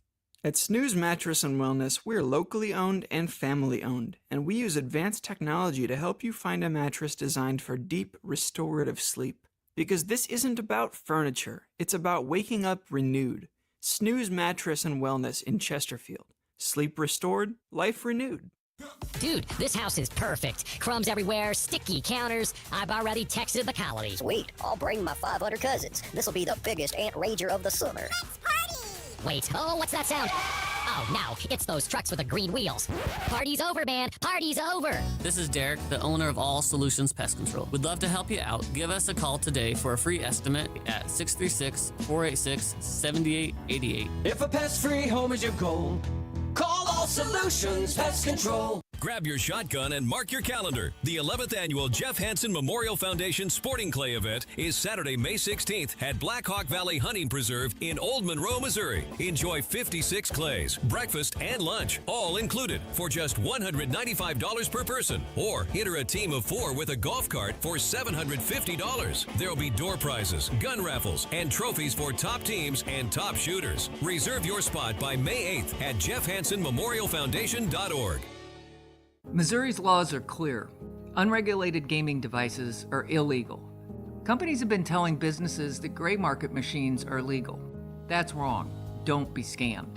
If you have these devices at your business, you could be subject to criminal and civil penalties. Unplug and remove these devices today. If you've been approached to host illegal gaming machines, call now. 800-523-1434 or visit ago.mo.gov. Sponsored by the Attorney General's Office. The Vic Porcelli Show. It's been too long since we spoke to the smartest guy in the world. His name is Paul Kurtman. He'll join us to play the Bee or Not the Bee Wednesday at 9:25. Weekday mornings at 9 on NewsTalk STL.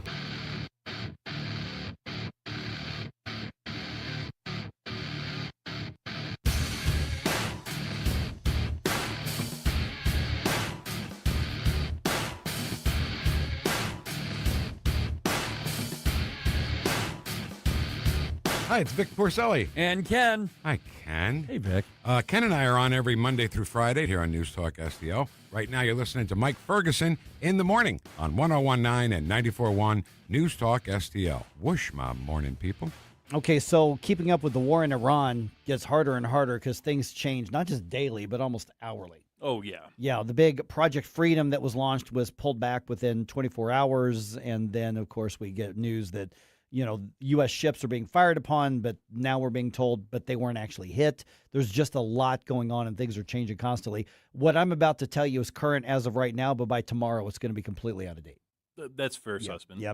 Also, prosecutors make a decision to not charge the man involved in a stabbing death at Busch Stadium that happened on Monday. This surprised a lot of people. And Battlehawks, man, they're in a good position right now when you're talking about the postseason for the UFL. It is 8:51. Let's wrap up with another news dump here. The morning news dump. Are you joking?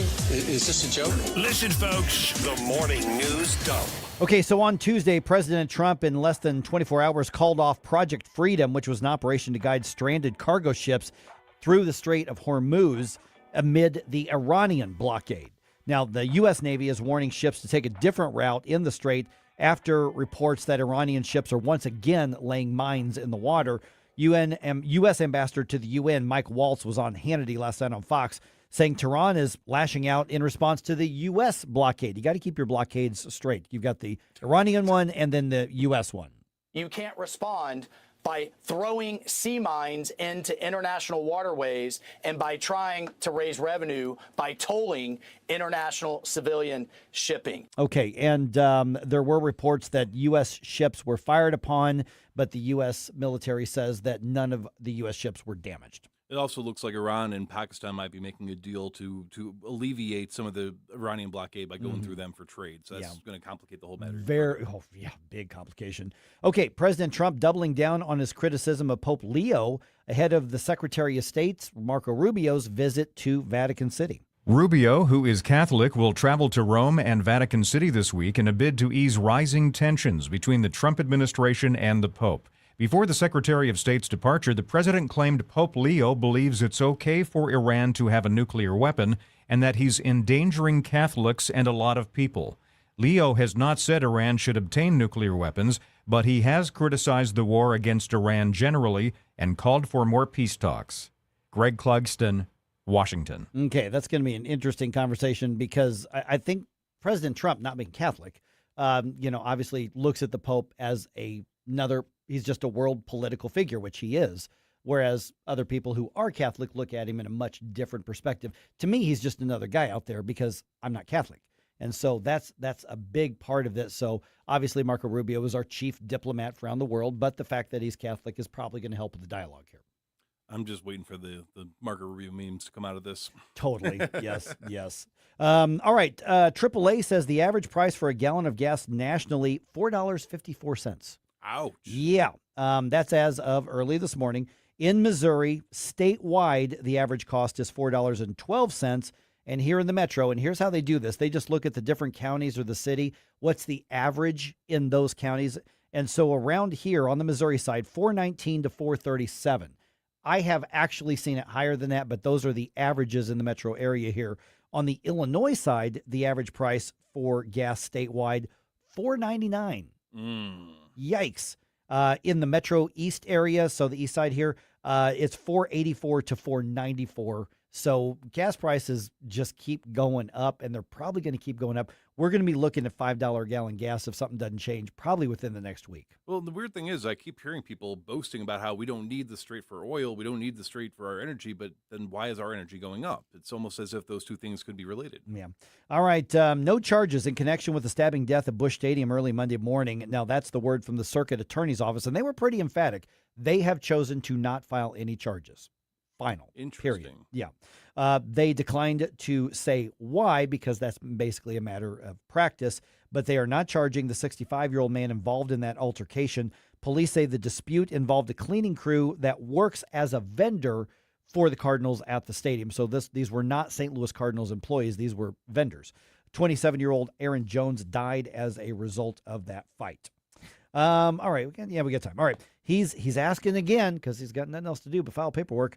Former St. Louis City Sheriff Alfred Loaded Dice Montgomery filed a motion in federal court asking the judge to dismiss all the charges against him.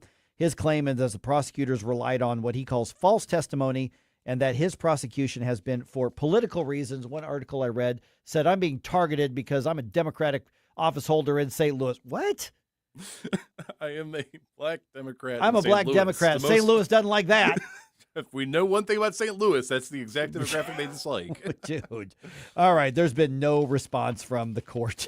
How do you even respond to that? Oh my goodness. Because he's, there by himself and I understand. There's nobody to go, dude, have another drink. Stop. Because you don't get to do that in jail. If I was in his position, I could definitely understand what he's doing. I'm just saying as a court, like, how do you respond to that as your objection? Yeah. I mean, there's no like official court vernacular that says, nuh-uh. Yeah. I know you are, but what am I? I mean, that's just saying. Oh, man. Oh, good Lord. Good Lord. All right. The Cardinals game was rained out on Tuesday night, probably to nobody's surprise. You know who else this game was rained out? Was it yours? Mine was rained out. Yep. All right. But the Cardinals game is going to be made up later in the season when the Brewers are back in town. Today's game with the Brewers, that's on as scheduled. Things look good for that. First pitch is at 12:15. Andre Palante was supposed to start yesterday's game. Instead, he's going to start today's game for the Redbirds. And the new UFL power rankings are out. Battlehawks listed third in the league. DC Defenders on top of the list. That should not surprise anybody because they are 5-1. But the Orlando Storm is listed as second in the power rankings, followed by St. Louis. Both Orlando and St. Louis are 4-2 on the season. St. Louis actually beat Orlando. But still, Orlando's listed second. We're third. Doesn't really matter a lot at this point. But what happens is the top 4 teams go on to the playoffs in the UFL. So we just need to be in the top 4. But the difference is number 2 versus number 3 puts you in a different part of that bracket. So you really want to end up being number 2. I think DC is going to end up being the number 1 team in the league again. So it looks really good for the Battlehawks to go to the postseason yet again. But the next few weeks, they got the Columbus Aviators on Friday. The Battlehawks are favored to win that game, but they really need a good 4 weeks from here on out. And I think things look good for them.